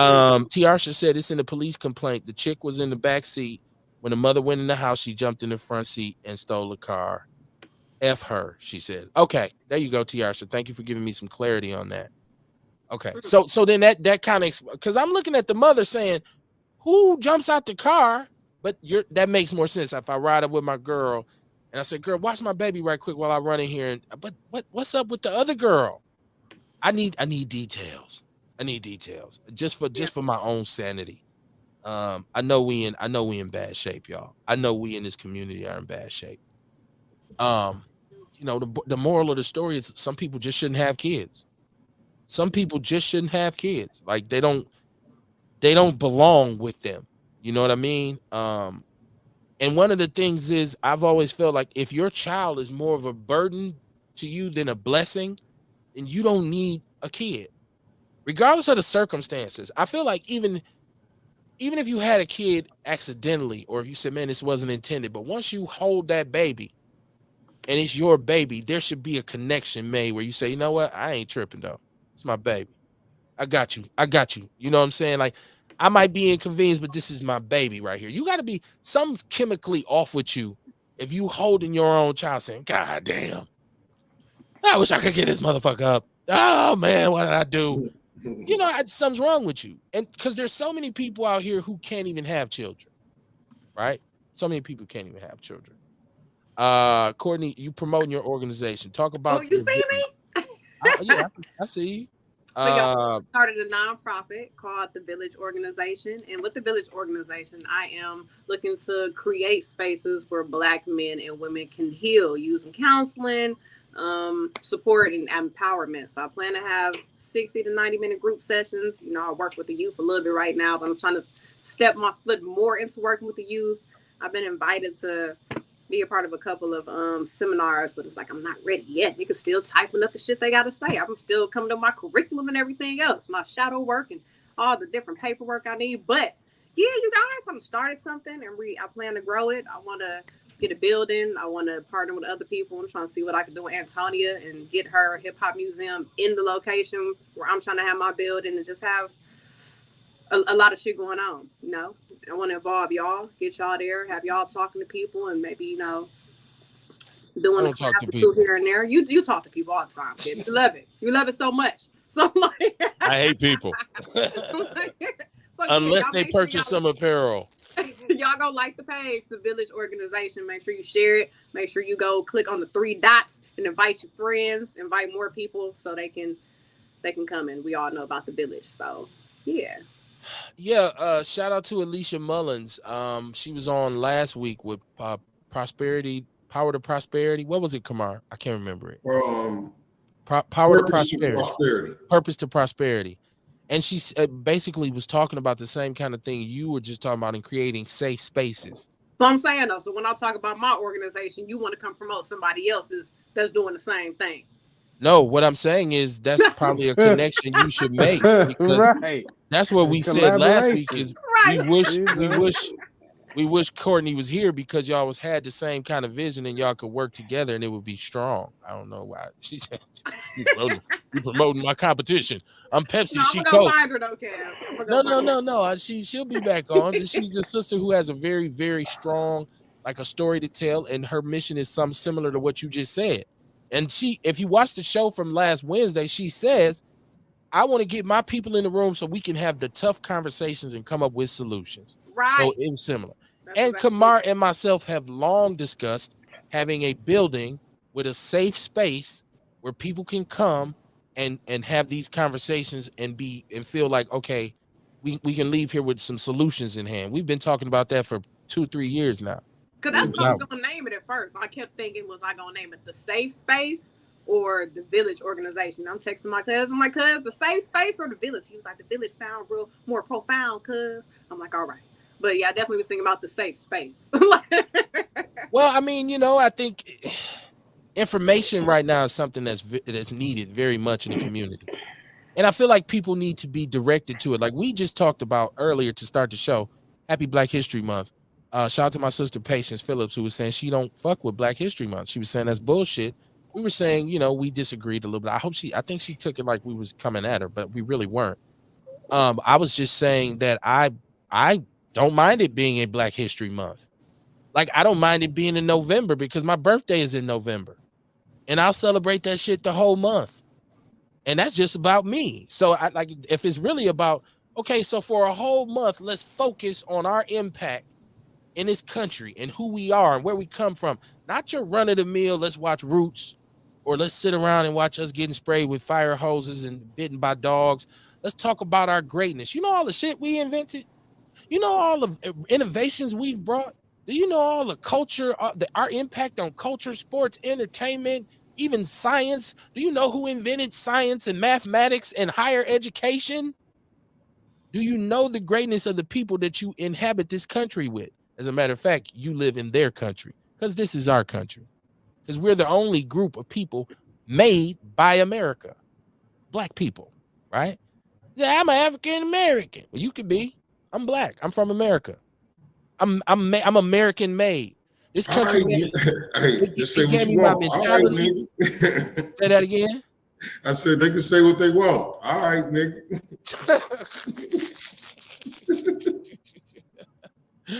Right, and you can say it that way too, right?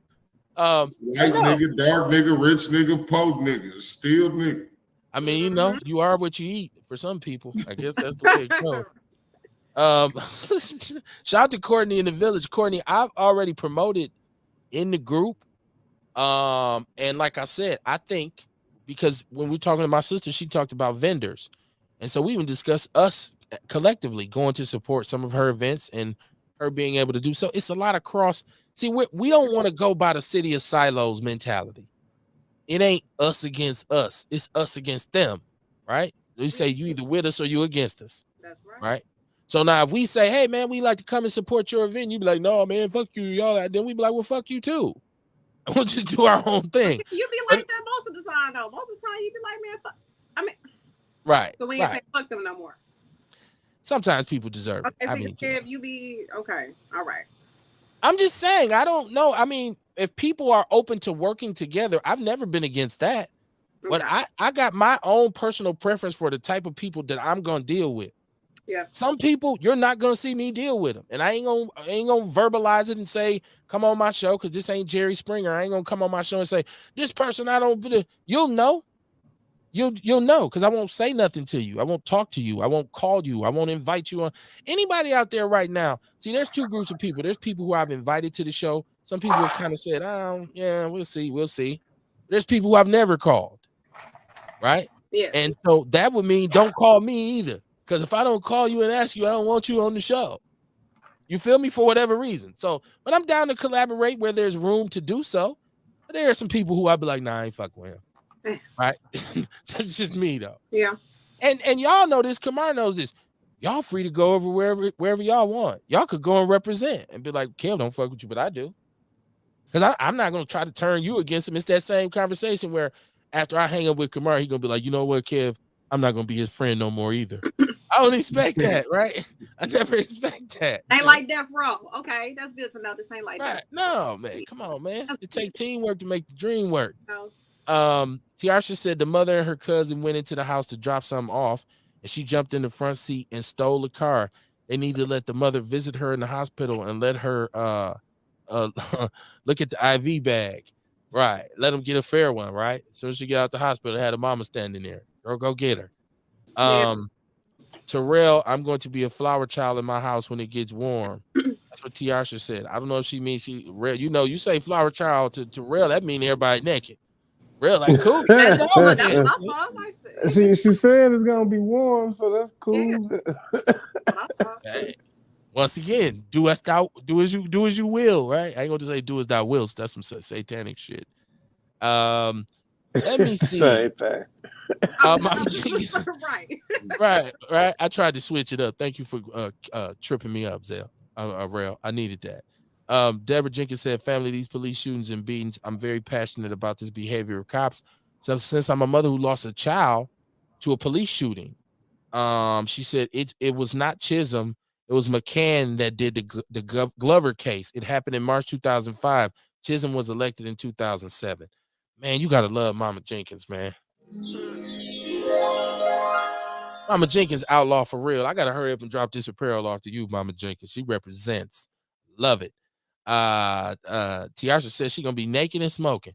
Okay, well, I think you and Rail need to maybe talk. I don't know if this is something we want to, it sounds like she's inviting you, Rail. Like hey, road. Rail, like, hey, listen. It all depends on what's strange. Mama Jenkins, how have you, since that has happened, how have you held your composure and not hurt anybody? Because I know to lose a child to anybody and to a cop, and I'm sure you knew who the cop was. How have you been able to not hurt nobody? What have you done to? Yeah, that's to Mama Jenkins. You said correct? Yeah. Okay, so she's asking Mama Jenkins, how have you maintained with that kind of? Yeah, I mean it's the same thing, the same credit that I give the parents of Denari Peer.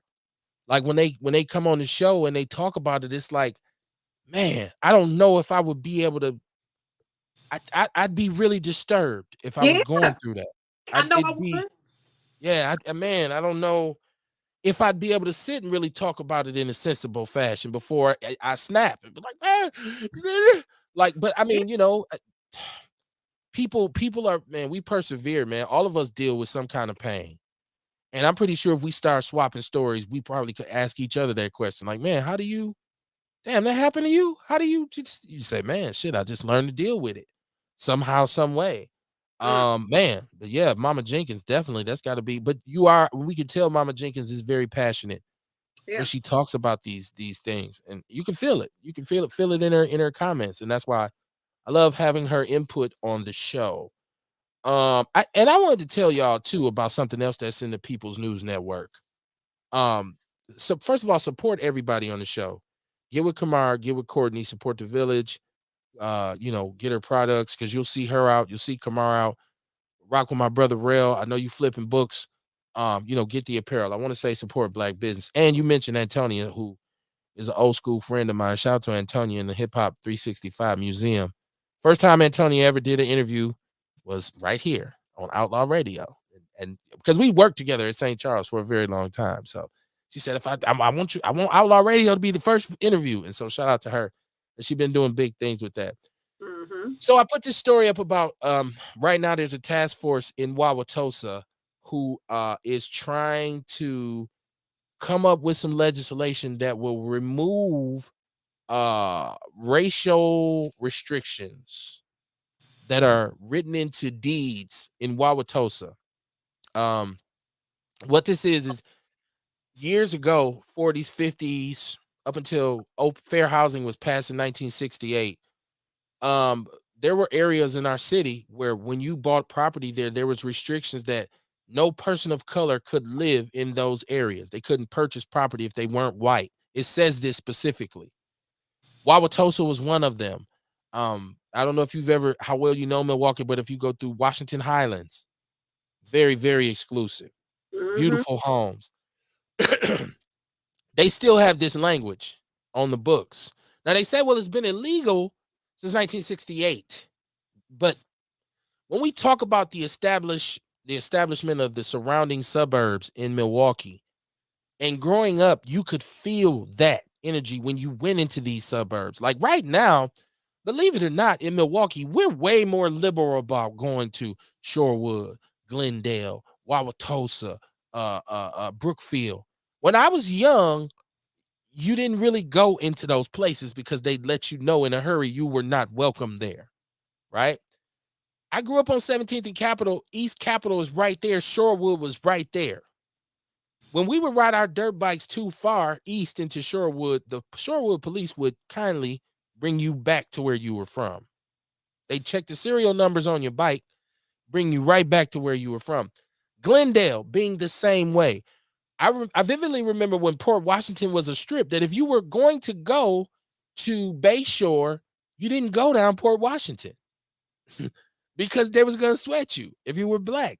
You went through Lincoln Park and came out right there on Silver Spring and jumped to the mall and got your ass back through the park and got back to the neighborhood. Wauwatosa at Mayfair, Highway 100 as we call it. These were places that we as black people, because the suburbs were created for those who left Milwaukee when fair housing was passed and when black people started to come here because they didn't want to live around us. So in a lot of these areas, they still have this language written into the deeds for their homes, and they don't pay attention to it, but it's still there. Now, I will tell you this. As long as it's there, you don't have to say it anymore. Because if I'm white and I live in some areas of Wauwatosa, I know ain't supposed to be no niggas out there, right? I know. I can say I bought this house for a reason. Damn it. I bought a home in Brookfield. None of this hood shit. Even if they take it out, that mentality is still there. But then you get our politicians who say, well, let's create affordable housing for them in Wauwatosa, right? We've long talked about why we are the way we are in Milwaukee, because we're boxed in. Let me do some statistical analysis for you. This is a state that's 86% white. 85% of the population of color lives in southeastern Wisconsin. Imagine that. You're boxed in, right? No, if you go 30 minutes west of the city, it's going to be mostly white people. You're running to Beloit and all these white, they don't give a shit about, and they don't want us out there. 30 minutes north, they don't want your ass there. 30 minutes south, now you run through Racine. Once you get outside Racine, and they really don't want your ass in Racine either. So if you wonder why we're in such a precarious position in this state, it is because of policy like that. If you wonder why over half the poorest people in the city live within a 3-mile radius of each other, don't think it's accidental. It's on purpose. It's on purpose. You can take a bunch of poor Asians and put them with that close to each other. It's going to be Asian on Asian crime. You can take Mexicans. They'll be the same thing. Look at the South Side. They got a problem with gangbanging. They got a problem with, you don't hear nobody talking about Latino on Latino crime got to stop, man. Right? Right? You don't hear that. So we need to start looking into these suburban, because we'll go to Wauwatosa and go to that mall and spend our goddamn money. And they still got this shit on the books. They didn't take it off. But some new Jordans came out. And Midtown is a whole.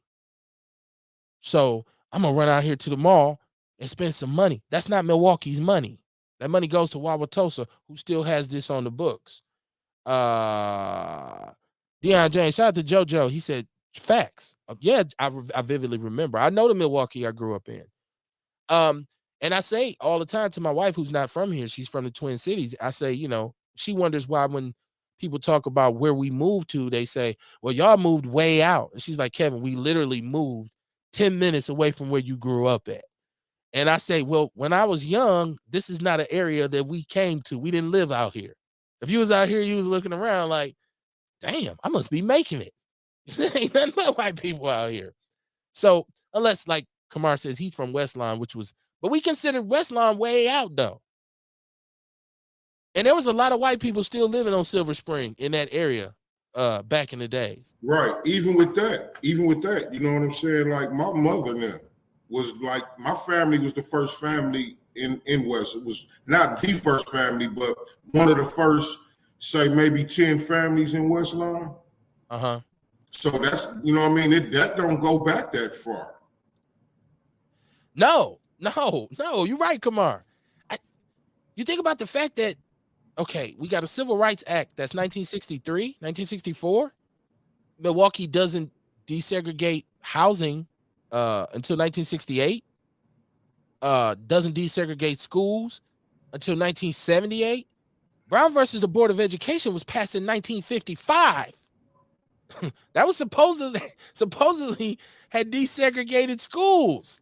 So you got to understand, we live in a city that's built on a racist power structure. This is why the city is the way it is. And they still playing puppet master from outside the city, because where's the wealth at? It's outside the city. It's in Mequon, it's in Cedarburg, it's in Oconomowoc, it's in Tulsa, it's in Glendale, it's in Brookfield, right? It's in the surrounding areas, but they still own. Even the Arabs who own these stores, who really pollute our community, and we talk about the hot spot on here all the time. You think they live in Milwaukee? No, they live in Franklin. They live in Cedarburg. They live in Mequon. They don't live by us. They just come down here and sell us all kinds of bullshit. Yeah. You got to know the ledge, man. We got to know what they're actually doing to us. Mama Jenkins said, it's been a battle. But listen, each day the devil is on me. Each day at one time, she said, I wanted to do damage to this cop. The same cop that murdered my son, he's the same bitch that beat Frank Jude Jr. This cop was a terrible motherfucker. He threatened the 7th District Police Station. He bought ammunition from the shooter shop to kill more people. He was part of the Punisher's gang with the tattoos embedded on his arm. By God's grace, that's how I handled this situation. And my son had 4 babies that need me. Good Lord. Prayers to you, Mama Jenkins. Prayers to you. Man, I kind of remember this dude because this was the little crazy white boy cop. You're right. He went and bought like a P90 from the shooter shop, and they caught him, and he got time for that, though. I thought that he went and got the gun. Man, too many renegade cops to count, man. Especially if you come up in the era where I did, where you had Blondie, and you had Staples, and you had these crooked cops who used to be out here on some bobo. Staples would get out the car and slap the taste out your mouth. Talking about these gang squad. Yeah. Blondie, Teddy, Milwaukee has a history of corrupt. Everybody who grew up on the north side knows those 2 names, Blondie and Staples. I remember my guy I worked with, we was like 16, 17. And my guy got his coat took from the dude. I think it was Blondie. He said he took his coat because he went to Marshall with the son. And he said he seen the son in his coat. I said, did you get it back? He's like, hell no, what am I gonna do? Take this coat from his son just for him to come take it back from me again? Well, also, too, I want y'all to understand that these are Harold Breyer. Those were Harold Breyer cops. If you don't know who Harold Breyer is, Harold Breyer is considered historically as the Bull Connor of the North. Now, you got to know who Bull Connor was. See, I'm like, who the fuck is Bull Connor? Bull Connor was the police chief in Birmingham. He's the one who said, get the fire hoses, get the dogs. He played no games with niggas at all. You marching what? We gonna beat y'all ass. When they march across that bridge and all of that, and they made the movie about, that's Bull Connor. Bull Connor was the most racist, one of the most racist figures, because we know that there were some who didn't get press who were probably worse than him. But Harold Breyer, who's the police chief here for 30-something years, was regarded as the Bull Connor of the North. But he was so racist that even when he was forced to hire black officers, he wouldn't allow them to patrol the South Side because he said he didn't want them arresting white people. This is all Googleable. You can go and look it all up, right? And they still got buildings named after him. I believe the police academy might be named after him. Mm. You know, this is Milwaukee. This is the Milwaukee you live in, right? Historically, you got to understand where we've come from in this city. And Blondie is like an urban legend. T.R. Arthur said, "Was it Blondie?" I've seen it got to the point where any white cop that was blonde who got everybody said Right. that's Blondie. Right, that's Blondie right there. That's Blondie. You know what I mean? It was just bad. Oh T.R. Hey, man. Arthur said, Bobo was a black cop. you said Bobo? Yeah, he was black. Okay. He was one of them black cops showing out for the white cops type shit. And he was on some dirty ass shit also. Okay. Was he with the gang squad? Because I know Staples was gang squad, so they gave him He was a jump out, yeah. He was a jump out boy. Okay. Yeah, because he used to sweat me and T-Buck, yeah. Okay. Said his name was Bobo. Yeah. Bobo. Officer Bobo. That don't even sound right. That was his last name. He actually wound up getting killed in his house. I don't know. Somebody ran up in his house, man, and killed him. Wow. Yeah. Tiarsha says Harold Staples and Blondie took dope from people and gave it to his son on the south side to sell. I don't surprise me. Dion said, "Okay, Juice Lady, you gonna have to go watch Eyes on the Prize," because she didn't know who Bull Connor was. Yeah, but see, once again, this Black History Month. You see what just happened there? Do you see what just happened there? Right? I got to give myself one.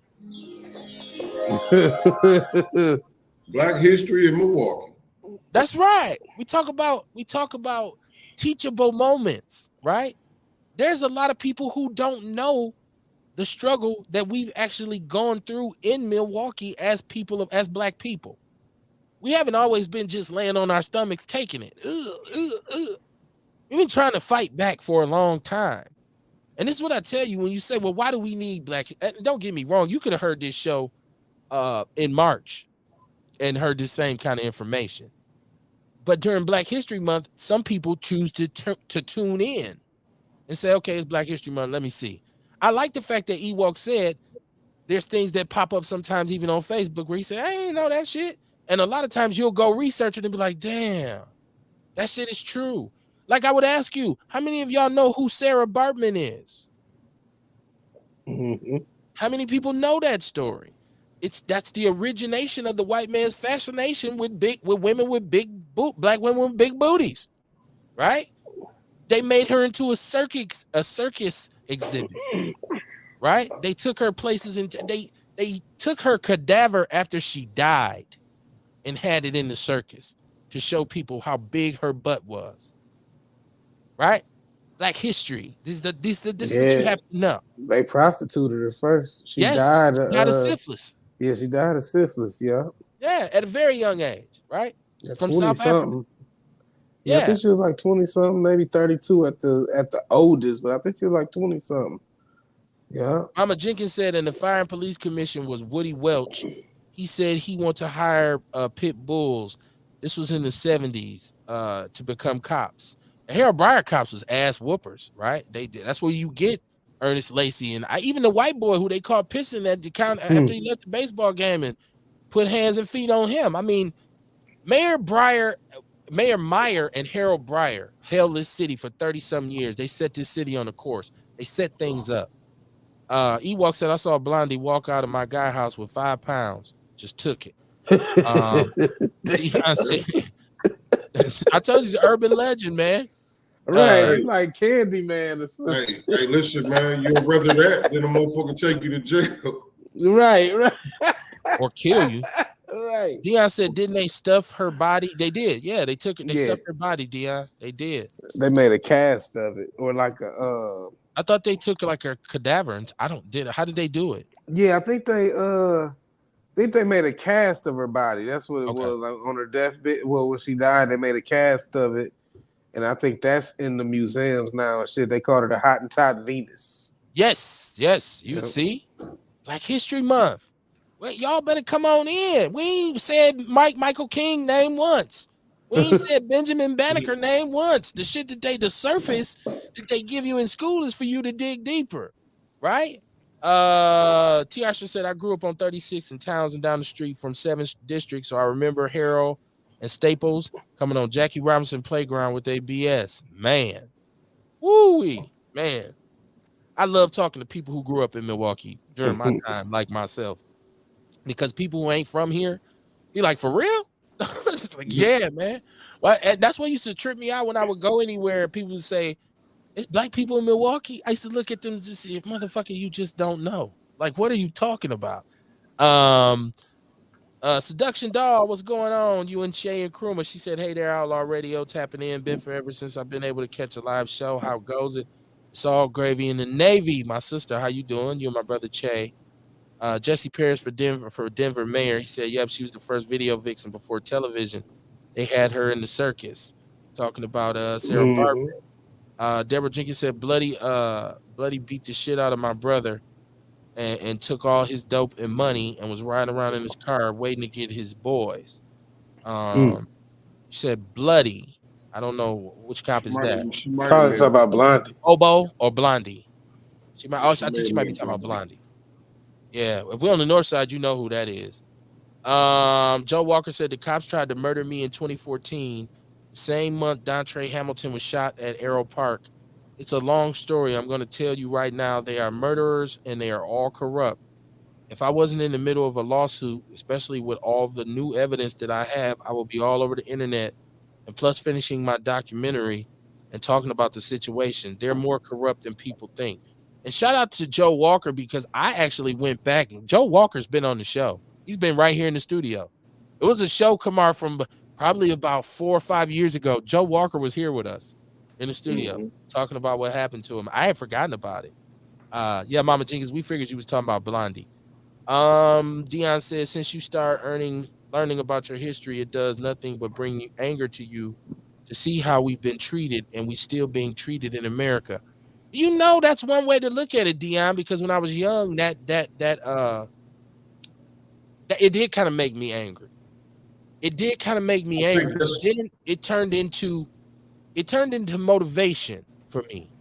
It turned into me wanting to become the type of black person who wouldn't be subject to certain situations if I had anything to do with it. Like I'm not gonna fail on my own terms. You're gonna have to I'm gonna do what I need to do. If you want to step in and say, I'm shutting you down because you're a black man, that's what you're gonna have to do. I'm gonna cross every T and dot every I and be as tight as I could. So for me, that along with the teachings that I received from my mom on how to navigate, and I think here's the piece that I'm blessed by God to have had, is that my mother was really able to tell me how to navigate in a lot of situations. Like, you need to know this and that, and that's why this happens. And so when I encountered those situations, I acted accordingly. Like, oh shit, that's what she was talking about. You feel me? So yeah, it did invoke anger at first, man. Oh, absolutely. JoJo, I think those are the levels you go through. You know what I mean? Like, as your consciousness rise, you learn shit and it do piss you off. And that's what happened. That's why you got a lot of people that be out here combating everything they hear that they don't think is true. You know what I mean? Like we was talking about Black History Month or anything, Martin Luther King Day, you know what I mean? Or whatever holiday it is. You got people that's gonna combat it, but then you got people that's gonna be with it. I just feel like it's levels of consciousness you go through where you get upset at first and then you get to a level to where, like you said, you get motivated or you just enlightened to a point where, okay, I see how I can navigate my life so that don't bother me so much no more. Or, you know what I'm saying? You learn from it. Yeah. It gave me boundaries. It gave me boundaries on how far I should be going in certain directions. It didn't keep me sucker free because I ended up almost slipping into darkness for a minute. But, my recovery is all about getting old enough to understand what I had been taught and what I'd been given. Once I got to a certain age, I said, nah, you know what? I managed to make it out of the wilderness, which is a passage of rights for us as black males. Young warrior got to go into the jungle and survive a couple nights and come home with your spear, right? And once you do, you're more respected in the village as a warrior, as a member of the tribe, but you got to earn your keep. So unfortunately, America made circumstances so severe for us that a lot of us didn't get to come out of the wilderness. And sometimes it wasn't their fault. They were just victims of circumstance. Joey's agreeing with you, Kamar. He said, take your shit and go straight or go straight to jail. That's the choice that you have. Take the shit. I don't want to go to jail. Take it. Shit. Somebody gonna have to front me another 2 pounds. Dion said we have to understand Reconstruction, and when they allowed slaves to be free, they did everything they could to make our lives miserable. They called them the Black Codes, and that turned into Jim Crow, right? Once again, Black History Month. And people said, I don't need to know. Why don't you need to know? If you don't know where you came from, you're probably gonna fall for the same thing again. And I feel like right now where we're at, it's like okay, let's all collectively have an aha moment. All right. All right, y'all got us there. No more of that shit. We know better now. Let's make sure it don't happen again. Sometimes I don't feel that that's the spirit that we are embracing. I feel like we're going backwards in a lot of cases because that desperation and that poverty, man. That poverty is a son of a bitch. When you got to figure out where you gonna eat at, you ain't got time to be thinking about a lot of other shit.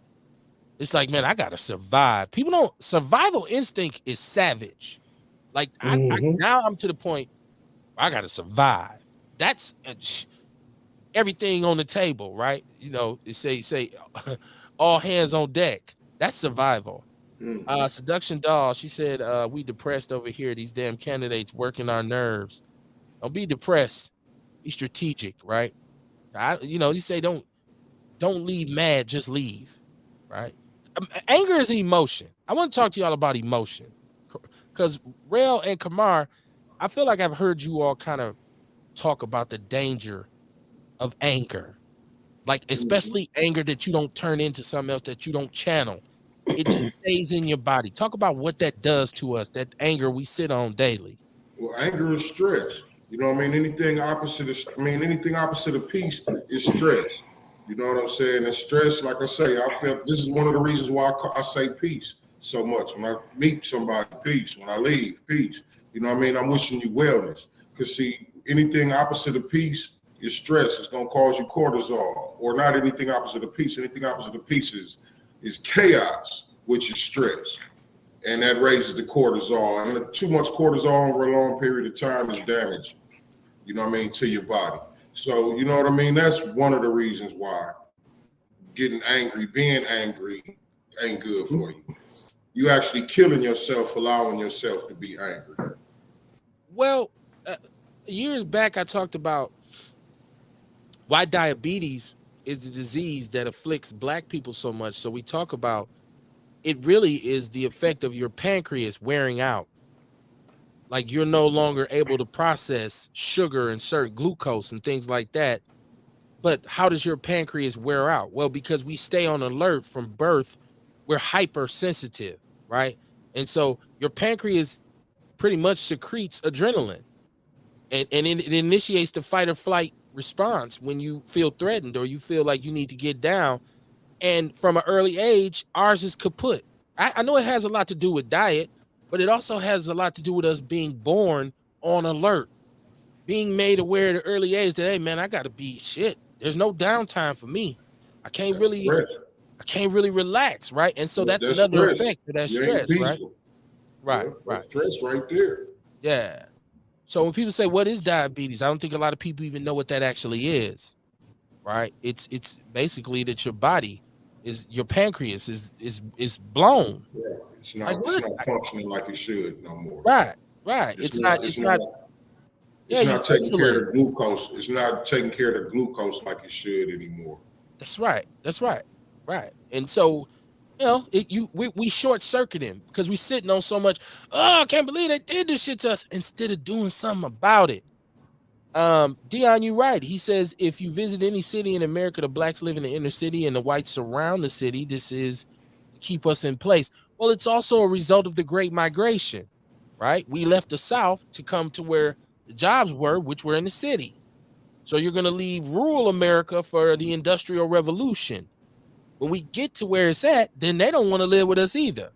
So they move to the surrounding areas and develop those and leave you with the ruins of what the city was. Yes, they move out. That's what I'm talking about with Why do you think these racial restrictions were written in all of these suburban enclaves around Milwaukee? Because they knew no matter what we do to these people, because a lot of times they're great businessmen. Some of them are gonna get some money, and here they come. They're gonna want to live out here, so we gonna legally restrict them. This is what redlining is all about. This is what historical redlining and them saying. No, insurance wise, we only gonna cover Negroes here and here. You can't buy a house over here because you can't purchase insurance, huh? You can't purchase insurance. You can't buy a home. It's part of the package. It's the historical institutionalized racism that we faced in the North. And so Black history. Let's have a conversation. We have it all the time. But for people who say, I guess I'll listen since it's Black history, come on in. Welcome, y'all. I think Brother Jay said, gather around the fire for the scroll that I deliver. And I love this X Clan, man. I rock X Clan. Y'all just don't know. Deborah, Mama Jenkins said, that's what I'm talking about. Case is still waiting. Look at Joe's. Right. Yeah. And Joe got pictures and everything. Like, I'm telling you, Joe's been on the show. I'm very familiar with Joe, and I'm glad you got your lawsuit cracking, my brother. And it was funny because Joe has come on here. He's Southside. He said, man, I don't fuck with the North Side. I'm a white dude. I'm from the South Side. Injustice anywhere is injustice everywhere. That's your boy, Michael King. MC Martin Luther, what they call it. Yeah. Seduction Doll said, I know that's right. I refuse to fail. I can't fail. Dion said, we are not truly free. We are free from bondage, but we are not free to roam America like the Europeans. I don't disagree with you. I think that there's a glass ceiling. I think it's a glass ceiling. It's still sundown towns in America. Yes, it is. It's Black History Month. Do people know what a sundown town is?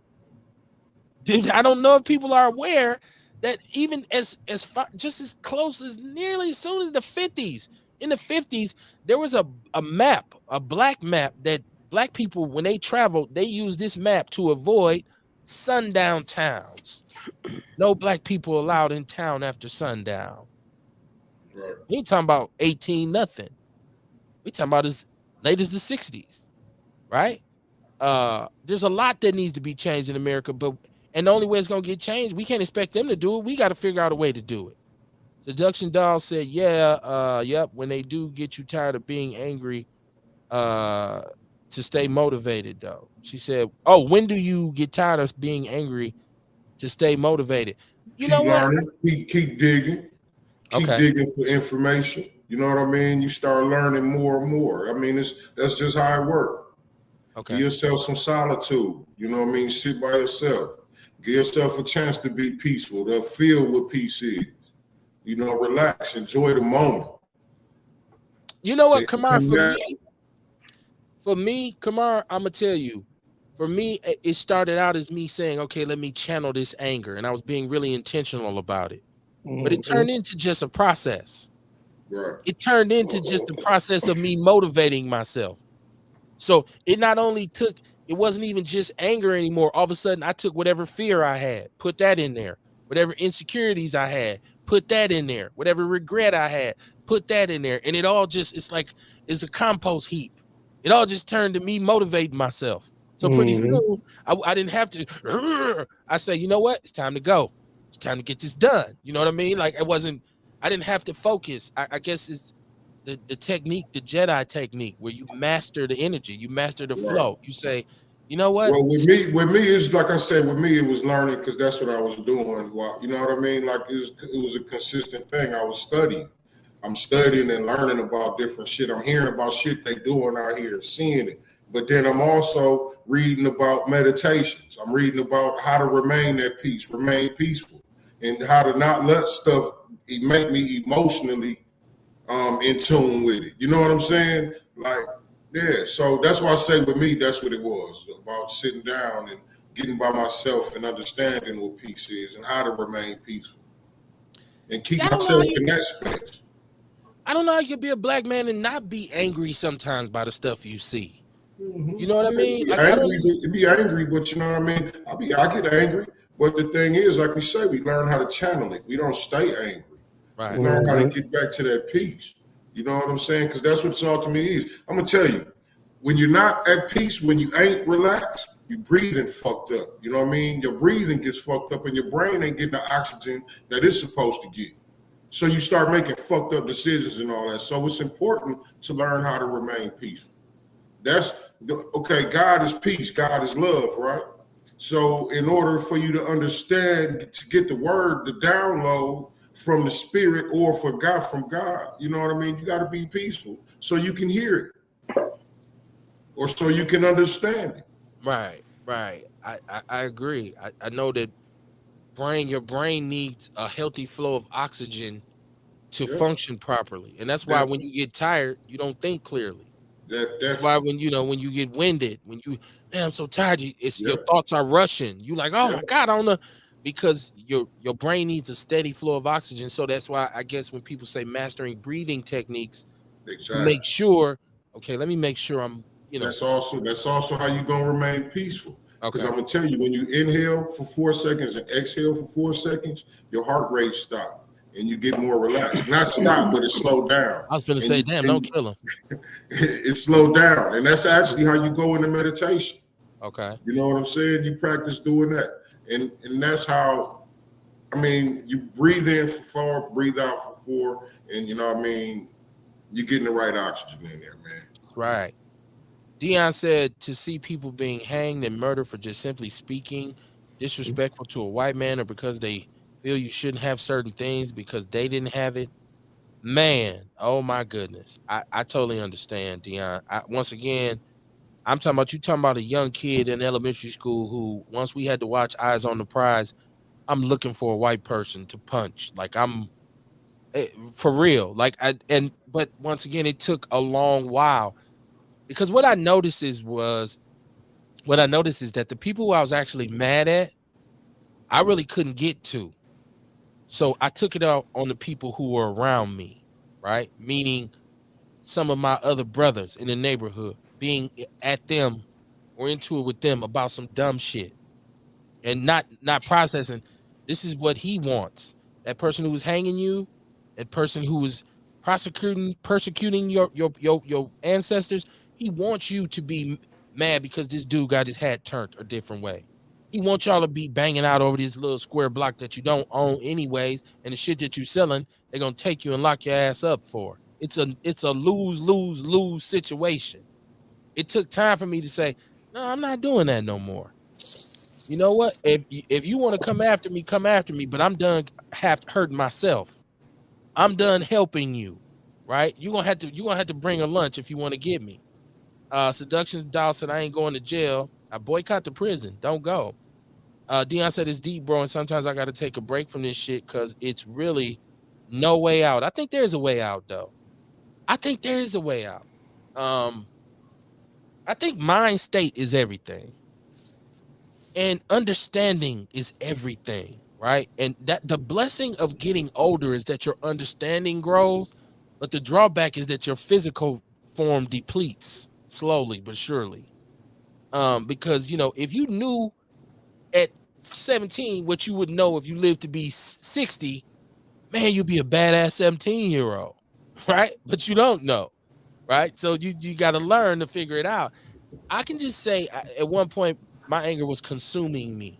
I'm glad that I was able to capture it and say, use the tools that God blessed you with, because he gives us all tools, right? We all have tools. You got a talent. You got an ability. You got something that you can contribute to the community that will improve it. Maybe not in large, big ass amounts, but if you help one person, you've already more than done your job, because they keep saying the duty of the civilized man is to teach the uncivilized. And if you do that, then you're doing what you need to do as a person, and you can find peace in that. If you live in your life with integrity, if you say, I'm not out here robbing, stealing, killing, cheating, looting, shooting, I try not to lie, I try to be honest, I try to treat people right, I try to take care of my responsibilities, that's a good life. There's a lot of peace and serenity that comes with that, right? And so, bad things are going to happen, but until somebody creates a true utopia, I don't know where you're going to go, because there's no place on this planet where you can go where you won't be touched by human nature, which is violence, which is dysfunction, which is hate, which is aggressiveness, which is danger, stranger danger, as they say. Shout out to Seduction Doll. She said, true indeed. Jesse Parrish, my brother, said, right, we need to embrace that spirit you're speaking about. Too many of our people are in survival mode. Look, I understand when I deal with my people. That's the one thing. I understand the demographic, right? I come from the neighborhood. I didn't come from the worst neighborhood. I didn't come from the slums. But I came from a neighborhood where reality was right there enough. It was close enough for me to see it and say, whoa, that's some real shit right there. So I understand when I deal with my people. You can ride through certain areas of the city. You can feel it. If you're receptive to it, you can feel it. You can see it on people's faces. Like, man, these people down here, they hungry, man. They starving, man. They're desperate. They're in survival mode. They putting up a SOS. I said same old shit, but SOS also means please come and help me. See? So it's Outlaw Radio SOS for a reason, because yeah, it's the same old shit with the cops, but we need some help. It's the same as we did a show called Smoke Signals. Y'all know what's so funny? We call that show Smoke Signals, and I heard about 3 or 4 other people. They kept saying smoke signals. And I'm like, what, you must have seen the show. And they're like, no. I'm like, well, why you keep saying smoke signals? Because that's what I feel like black people need right now, smoke signals. I said, damn, that's crazy. We just did a show called Smoke Signals, right? I'm just putting that out there. How prophetic we can be. Mama Jenkins said I had to meditate a lot to release my anger and stress. I had to find that magic spot for peace. Yes, and that's hard. I get it, especially if your mind is set on vengeance. Take a lot of practice. Yeah. See, I'm a PK. My father was a preacher, right? The one thing that my father used to do that I used to get frustrated when we was little, because somebody would do something to him, say something to him. I have family members who steal stuff from him sometimes. And I would be like, Pop, let me and bro go over there and put hands on these motherfuckers. And he'd be like, nah, man, I ain't tripping off no worldly stuff. The Lord will take care of them. He gonna take care of that. I used to be so mad with him. Like, dude, what are you talking about? But then karma would come back, and it would be to the point where this individual who had done something to him would have to come back damn near on their knees because they was going through so much shit. And he would look at me and say, see, there ain't nothing I could have done to him that would have hurt him like that. That ain't nothing but the Lord. That's my father, old school preacher. He said, that ain't nobody but the Lord. See, I ain't got to go after him. He'll vanquish my enemies. So it does take, but he was so seasoned. It takes that kind of process to learn. Like now, I'm still not fully there yet, because there's certain shit you could do to me. It's got the house. Always gonna be something, Kev. I'm gonna tell you, it's always gonna be something. Yeah. You know what I mean? You get one level master, it's another level to the game, man. That's just how it works, dog. And you're gonna learn that. You know what I mean? Because you get tested. You know what I'm saying? But the thing is this, you learn the first time. If you learn a lesson, you learn how not to let that happen again. So you want to keep bumping your head. Well, I think the main thing that I did learn is to police my surroundings. Yeah. Right? I told my cousin one time I trimmed the fat. My circle had a lot of fat in it. It had a lot of excess baggage. And separating myself, and a lot of brothers don't want to hear this, but I tell youngsters this all the time. If you find yourself in a situation where you're dealing with a lot of shit, especially on the street level, and you start getting tired of it, like, man, I can't, this shit, man, it's getting to be too much. Like, people getting killed, people going to jail. You're going to have to cut the fat. You're going to have to trim the fat. That means some of your homeboys who you got love for, you're going to have to walk away from them. You got to put some distance between them and yourself. Get your peace of mind, and then you can go back and deal with them.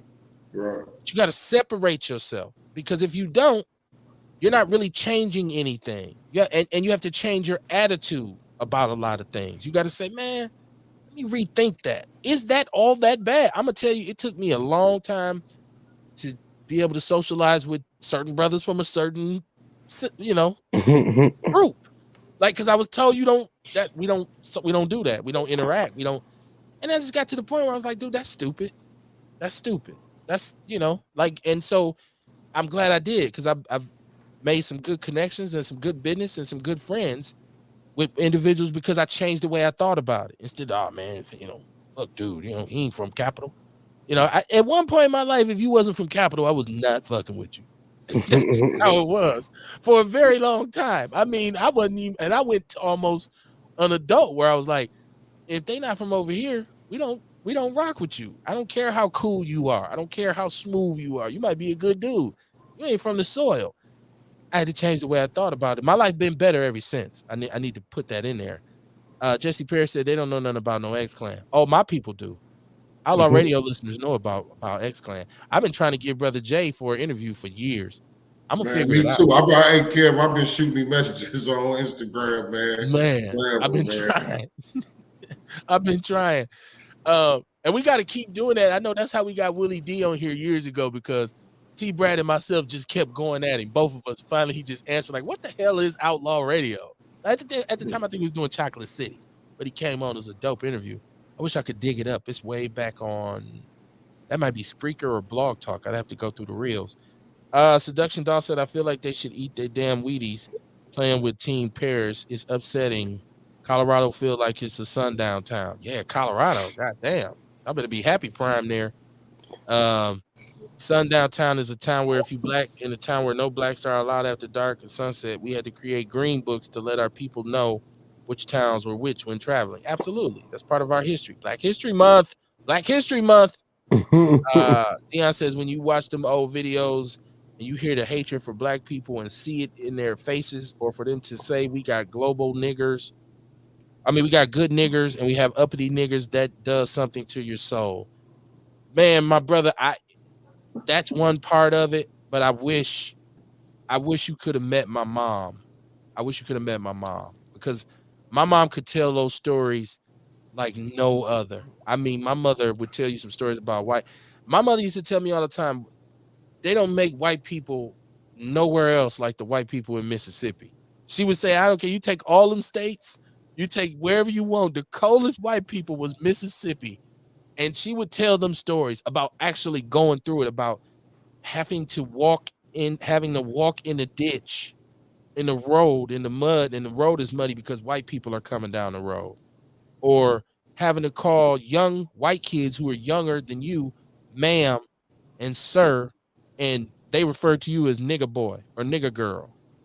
Like being so poor that she had to use meat grease to press her hair. So she said, I went to school, I smelled like bacon because we couldn't afford hair grease. So, like, now you wanted some of those stories that my mom would tell you we used to feel them. Like, mama, for real? She'd be like, I'm trying to tell y'all the truth. I'm trying to tell y'all what we went through down there. So, yeah, it does something to you. Seduction Doll said, I need a break from everyday survival. 43 years of pent up shit. I really need to take a break. You're right, fellas. Or be able to process those 43 years, as best as you can. And where you can't, go get some help. Say it's okay to not be okay. If you black and you doing okay, kudos to you. You deserve everything you get. That's why when people say, I'm going to go buy me a car, I'm going to go get me some jewelry, I'm going to go out, I'm going to have a drink, I'm going to smoke.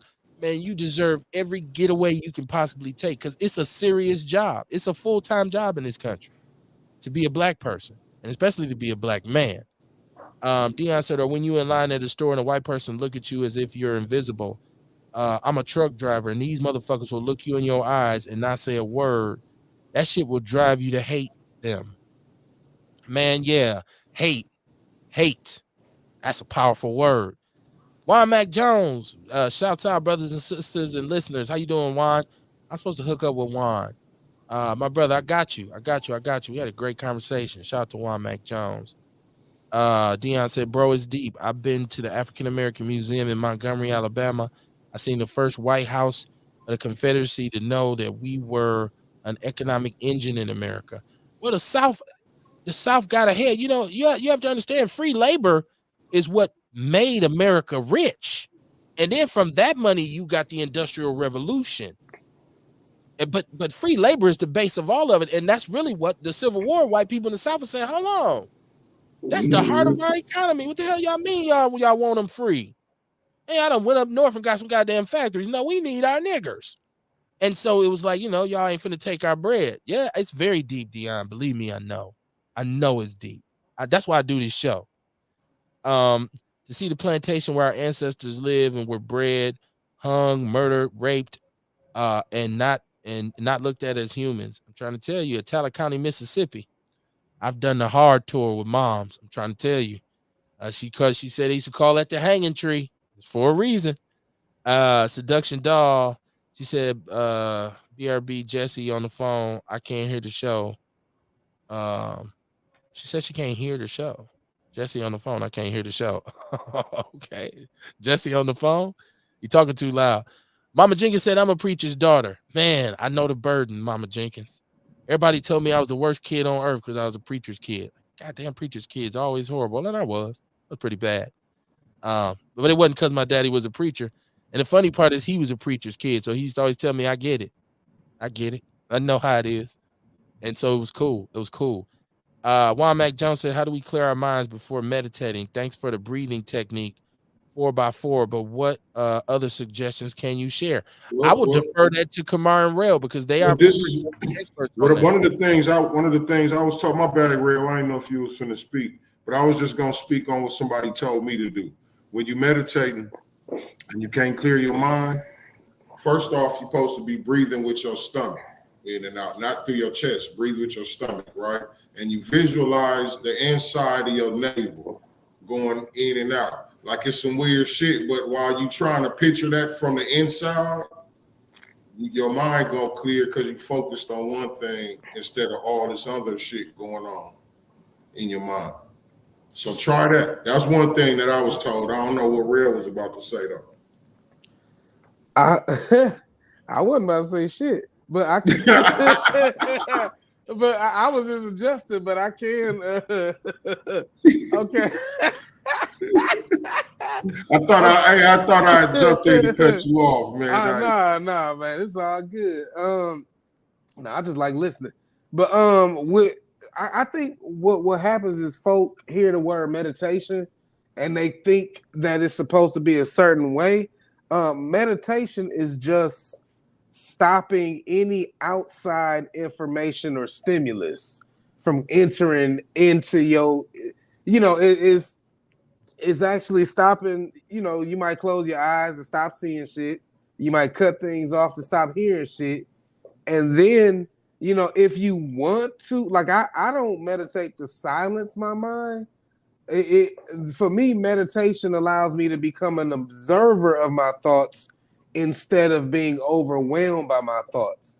It's almost like stepping back and objectively looking at them and choosing, what I want to rock with. But for anybody who's like meditating to calm down or reduce stress or anything, what I would say do is, like the brother Kamar was saying, do your slow, deep breaths, 4 count in, hold for 4, 4 count out, hold for 4, and then 4 count in, because that slow breathing takes your body out of your sympathetic nervous system, which is fight or flight, and moves your body into your parasympathetic nervous system, which allows you to rest, recoup, and digest and shit.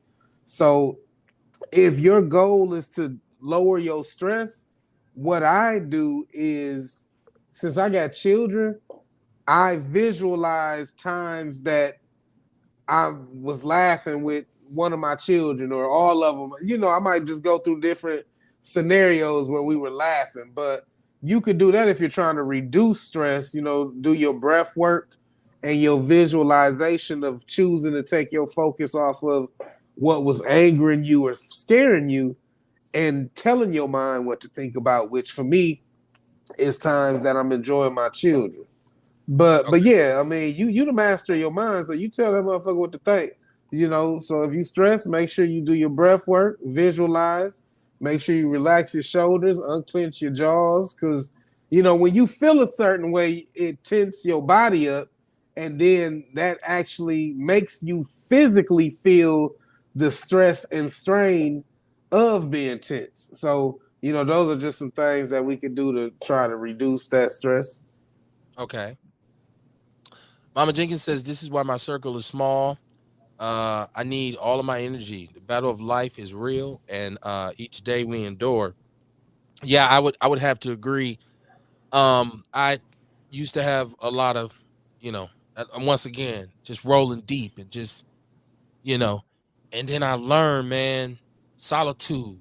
Like solitude is great. Like to really be able to sit and get in your thoughts is priceless. I always flash back to my concept for Outlaw Radio, and all of this stuff came with me just sitting in my garage, just doing what I do. Late at night, it was cold as hell, snow, and it was just me and my thoughts, and it was like a voice, crystal clear, was saying to me, "Hey, do this and do that." And I went in the house and just like woke my wife, like, "Hey, I got it. I know what I'm gonna do." And she's just like, that was that piece I was talking about when you get them downloads from God or the Spirit. Yeah. That was that piece right there. Where them ideas come. I get it all the time with new products and stuff. What to do next? You know what I'm saying? That's where it comes from moments like that, man. It's just me being me, taking that time out for myself and getting that solitude and letting myself be in the moment. And also too, Kamar, when you got a lot of people around you, you know, your opinions, when you make your opinions known, there's resistance sometimes, and there's interference.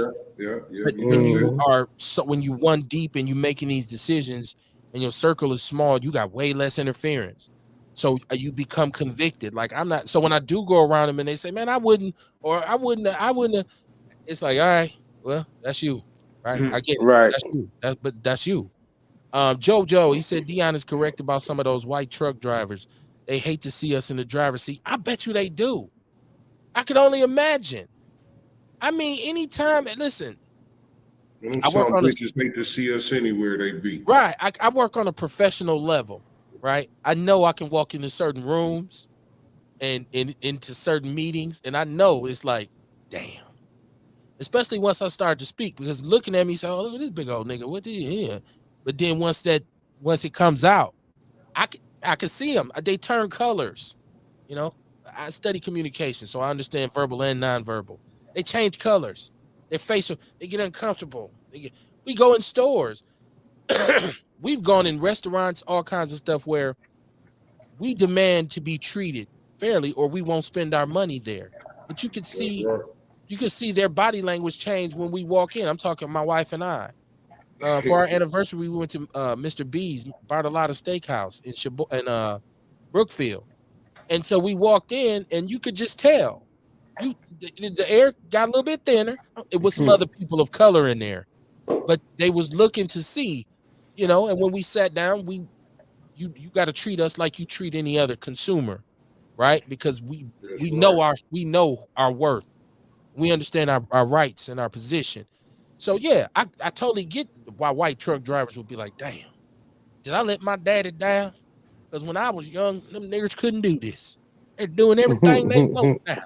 I think I failed your daddy." That's my southern white dude impression. We ain't your granddaddy niggas. Not your grandfather's Negro. We ain't your granddaddy niggas. No, I'm not. I'm not colored. No. I'm black. Juan Max said it's a cool thing to relax and think of nothing but positivity, but to get away from the angers of today is not always easy. So thanks for the information. And that's why I think, but that's what the man cave, that's what a man cave. See, any man who has a house or a home, he needs a space that is his. When he goes there, he's there. And I'm not saying nobody else could come there, right? Like, so, because my wife could go anywhere she wants to. But she knows if I'm in my spot where I'm at, where I be, she's like, well, he out there. That's his spot, or he's over there, and vice versa for her. Hey, and I actually like when people come down to my spot for a minute. You know what I'm saying? For a minute. I actually like it. But it's like you say, it's a place where I know I can come, right, and recenter myself. And sometimes when you go through the traumas of a day, I got to decompress, you need that right? sometimes, man. You need that. I got to decompress. I got to come. You know what? Whoo, man, let me chill for a minute. I be done went to the mattresses. And a lot of times you'll figure out strategically this how I'm gonna handle this situation tomorrow. As opposed to reacting right there when that oxygen is not getting to your brain, and then you can fuck around and be like, man, I don't remember shit, but waking up in the 5th district. What happened? Man, you blacked out cause you snapped. Like, cause I've done that before too, where it's like, man, I just snapped. Like, man, listen, I went to school in North Dakota, man. I mean, come on, man. Those situations where, boom, blackout angry. Like, we had race riots, man, all kinds of crazy. Just, I'm like, dude, I just snapped. I couldn't hold it. Like, I just lost it. Like, so yeah, man, I understand it. But the breathing technique is what I was taught up there. I had to do anger management for some of my issues, and that's the first thing they said was, when you get upset, you need to separate and breathe. Separate yourself from the situation and take deep breaths. Of course, we know habitual line steppers don't always give you that space, and then it's just time somebody get their ass whooped. I mean, sometimes a good old-fashioned ass whooping is in order. Hey. I'm sorry I got to do this to you. What your daddy used to say is going to hurt me more than it's going to hurt you. Ewok say that's why male lions look like they being lazy while a female hunts. He meditating because he knows sooner or later he finna have to help them whoop some ass. Exactly. Yeah, I would agree with that. He got to whoop the ass by his damn self. Right, right. He can be rested up. Or it's a wrap where you lose all of them. Right. He's going to try to take my whole pride. He tried hard. That man hard, boy. Got to get ready, boss. Hey, but when they in heat, he the man. Yeah. Big ups for the info. I take this and hoping more can use this because the stress of today is real and leads to depression. My personal focus. Listen, but that's the way they want this. They want you to get so mad. Every time I hear a black person say, man, we done. Ain't shit you can do. Ain't shit you can do, man. They won. I think what I'm constantly saying to myself is, yeah, okay, you won the battle, but you ain't gonna win the war. Right? I mean, you know, you got a victory right there. But I'm not going to back up. I'm not going to quit. This is my thing with people who tell me, Kev, you need to leave Milwaukee. Okay, Milwaukee's not the best place for black people. We know statistically it's the worst place in the country to raise a family. Statistically, we're at the bottom or we're at the top of all the wrong categories. But everywhere else in America is close, if not worse. So when you go to the other place and you're expecting this nirvana and it's the same issue, I'm leaving it. I'm going to leave again.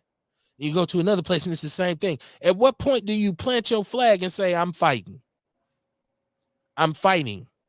I used to say this, and I stopped saying it because I think it kind of rubbed people the wrong way. I used to say, if you want to leave Milwaukee because you don't like Milwaukee, then get the fuck out and make room for us who going to stay here and fight so we can get some shit done.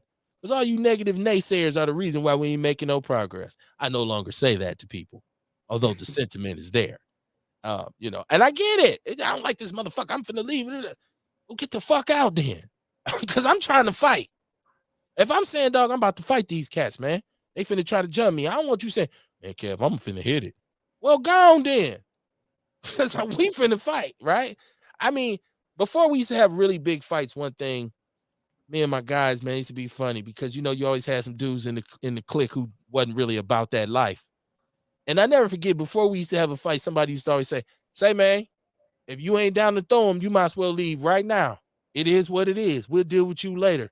But I'm not trying to have to come save you and you ain't fighting and they fuck around, fuck me up. So if you ain't going to fight, you might as well leave right now. And there used to be 2 or 3 dudes who'd be like, man, I holler at y'all in the hood. All right, I'm glad he left. Right?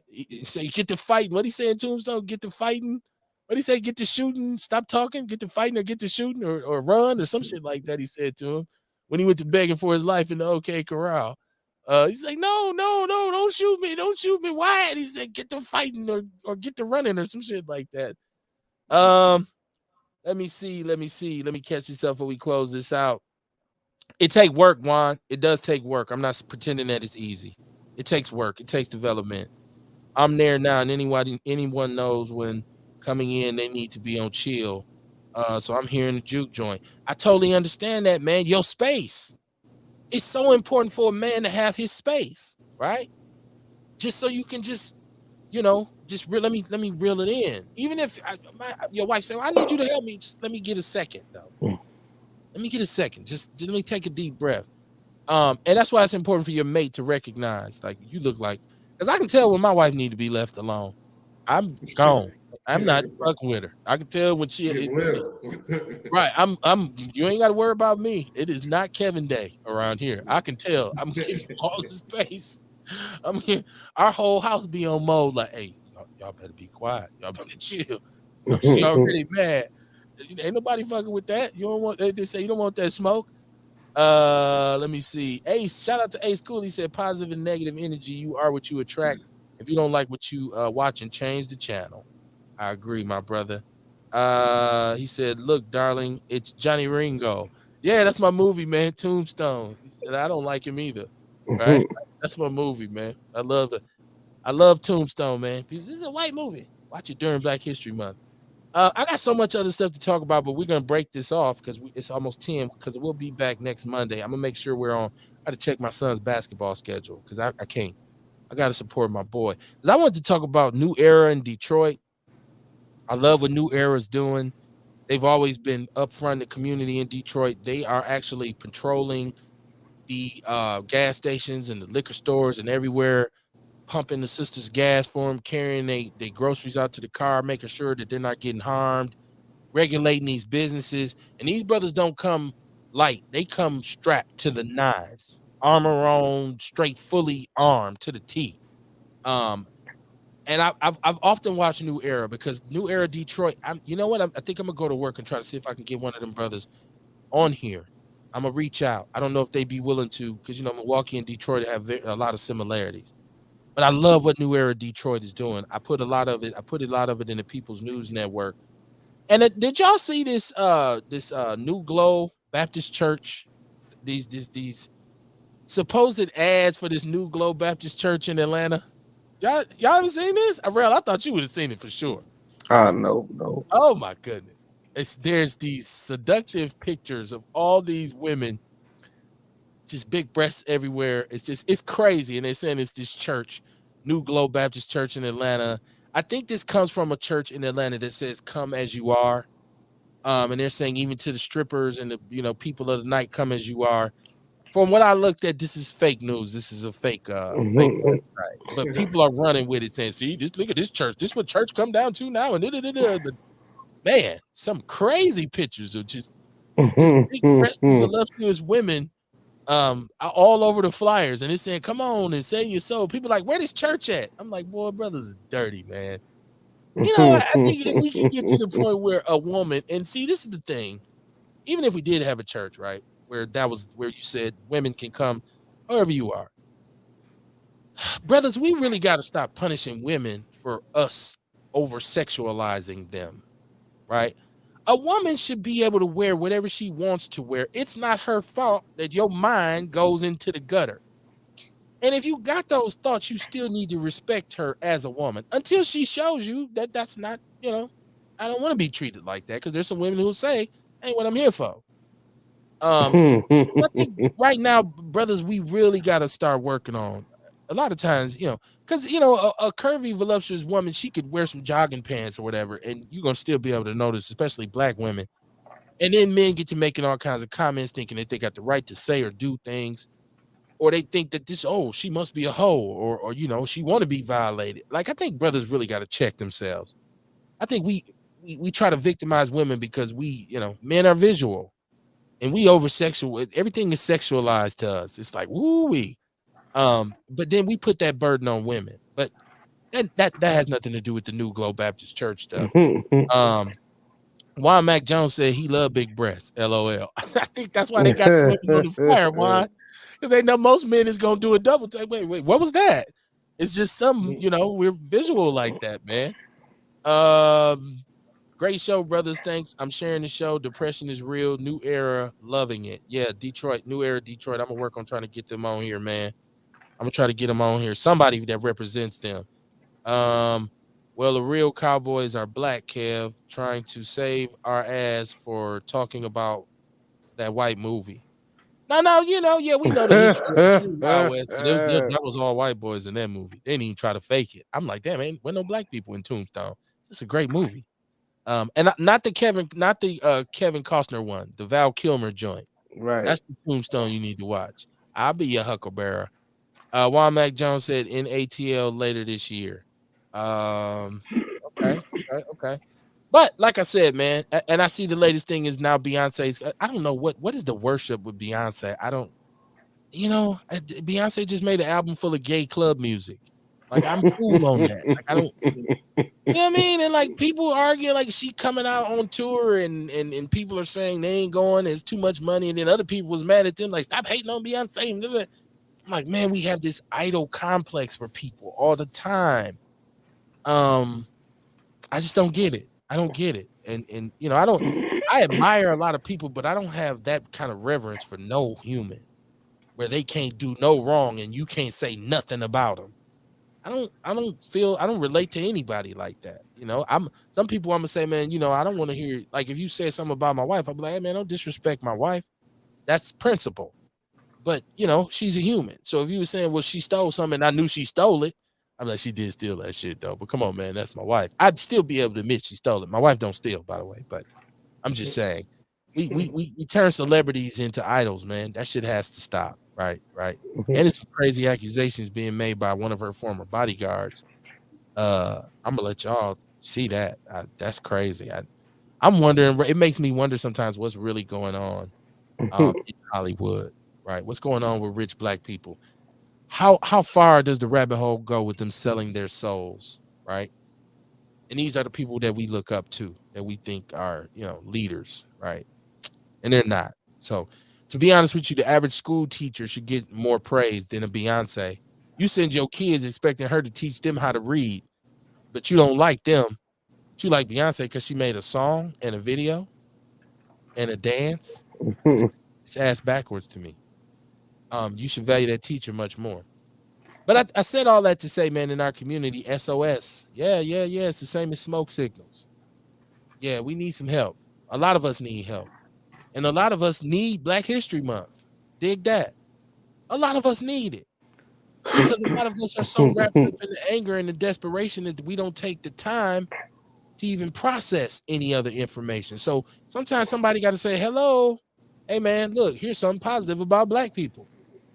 And the first time you embrace that, it's going to change your life. But you got to embrace it. People make the mistake of asking for things in their prayer, right? People say, give me a Cadillac, give me a mansion, give me $1 million. And then when they don't get it, they say, see, God ain't real. I think you should be praying for preparation to receive blessings. Prepare me to be able to handle $1 million. God, give me the knowledge to understand how to maintain a nice Cadillac. Put me in a position where I can handle and keep the maintenance up on it and be able to take care of it. Prepare me for whatever blessings you want to give me. Don't just give them to me, because if you do, then I'm not going to be able to keep them. Once again, we talking about state of mind, right? Say, is you is or is you ain't my baby? That's the question a lot of us got to ask ourselves. Is you is or is you ain't my baby? That's right. A lot of us got to say that to ourselves, man. I hate to go to Kamar Carter, but man, we got to love on ourselves more. If Black people don't start caring, and this thing with this brother down in Memphis, this is self-hate. Obviously, these brothers couldn't see that this was another brother who didn't deserve this. So obviously they didn't love themselves, because who would put themselves in a precarious situation like that? Got to figure out a way to start appreciating us. And that's why I say something like Black History Month, where you say, okay, it's only a month that they'll acknowledge, but I'm going to take that month and run with it. I can turn 1 month into 2, into 3, into 4, right? Mike Epps say, got a quarter ounce, turn into a half ounce turn into an ounce turn into a quarter pound turn to a half a pound. Now we got a pound, right? It's a process, man. Enjoy the process. Kamar, what you got coming up this weekend, my brother? I'll probably be up at the Sherman Phoenix Saturday. Other than that, I ain't doing nothing. Just Saturday, that's where I'll be at. You catch me. Or just call me, 414-949-2122. That's what's up. Real, you book slanging? What you got popping this weekend? Man, just still going hard on my TikTok. I'm getting like 5 to 10 new followers daily. And just been doing what I do, dropping knowledge, sharing spiritual information. Like I said, for February, I'm trying to drop more things to get for us to be prideful about. You know, we like y'all said, it starts with self-love, but you know, a lot of people haven't been taught what to love about themselves or our culture. You know, I was privileged to have both my parents and, you know, parents that I esteemed highly. So I wanted to make my parents proud. But other people may not have had those kind of parents. There's some people whose parents were addicted to substances and they were on the street, you know. So if they can't find any sense of pride from their actual immediate family, hopefully by us teaching people where we come from and you know who we were before slavery, what we've accomplished before slavery, during slavery, and after slavery. Because I mean, just like the shit we was taught, Eli Whitley didn't invent the cotton gin. He ain't give a fuck. He didn't have to separate cotton and shit. He didn't give a fuck how hard it was. One of his slaves invented the cotton gin to make their life easier. But back in the slave South, if your property invented something, you were able to patent it and become the inventor. So, you know, just capitalizing on these opportunities and realizing that just because you disagree with somebody or how they move, don't mean y'all gotta be enemies or beefing. You know, and we can take the opportunity for everything. Yeah, Black History is a month, but like you said, utilize this 28 days to spark people interest and create a thirst to where they'll continue to rock with you all throughout the year as you drop jewels of self-pride and self-love, because we need to be able to love ourselves before we can love our brother. But we first got to be taught how to love ourselves and what it is about ourselves that we can love. That's right, man. That's right. And once again, if you ordered your apparel, the orders are in. Man, dope, dope, dope, dope, dope. My wife did her thing, redesigned. This the black one. This is a zip up hoodie. This is the gray hoodie, zip up. This is the black classic pullover. Man, she redesigned everything. Quality. I'm trying to tell you, man, it's going down. Shout out to Melody Williams. She placed her order during the show. I got you, my sister. I'm gonna get it on the way to you. Mama Jenkins, yours is coming up. I'm like I said, I want to deliver everything personally, especially this first round, just so I can thank people and say we appreciate your support, man. Um, this is very, very, very important to me. A lot of love. It's a labor of love, but it's damn sure a labor. And my wife really put a lot into redesigning and testing materials. And man, it's a beautiful thing to see a black woman work like that, man. And so I want to shout her out, and let people know I appreciate her. So when you wear these, wear them with pride, because it's made from somebody who really, really has a lot of love for the show and a lot of love for me, man. And I got love for y'all. So once again, man, be strong, man. Be mindful. You know, try as much as you can to think situations out. What they say, people don't plan to fail, they fail to plan. Right. And so that's the kind of energy we got to move with. We as black people say it's not fair, but it is what it is. The game is not fair. Right. It's hard. But I mean, no, they say it's hard, but it's fair. Especially once you're in the know, you need to be prepared. If you're a black person, you need to do a little bit more. They say you got to run twice as fast as the man in front to catch him if you start out last. And you can't complain about it. It is what it is. If you're going to enjoy all the blessings that we have, this beautiful skin, this melanin, this soul, this savoir faire, this swagger, all of the just how we look and how we move and how we smell and how our food tastes and how our music sounds, how we dress, how beautiful our women are, how strong our brothers are. If you're going to enjoy all those benefits, you're going to have to put in a little bit extra work. And it's never going to be easy. But if it was easy, I wouldn't want to do it anyways, right? I love me a challenge. Because God knows every now and then I run into somebody who running their mouth, and then I check their record and it's like, oh, I get it. Your criticism about my community outweighs your contribution to my community. And then I just start referring to those individuals as coons. I'll see y'all Monday, man. Peace and love, man. Capitol Drive and Atkinson. Stand up.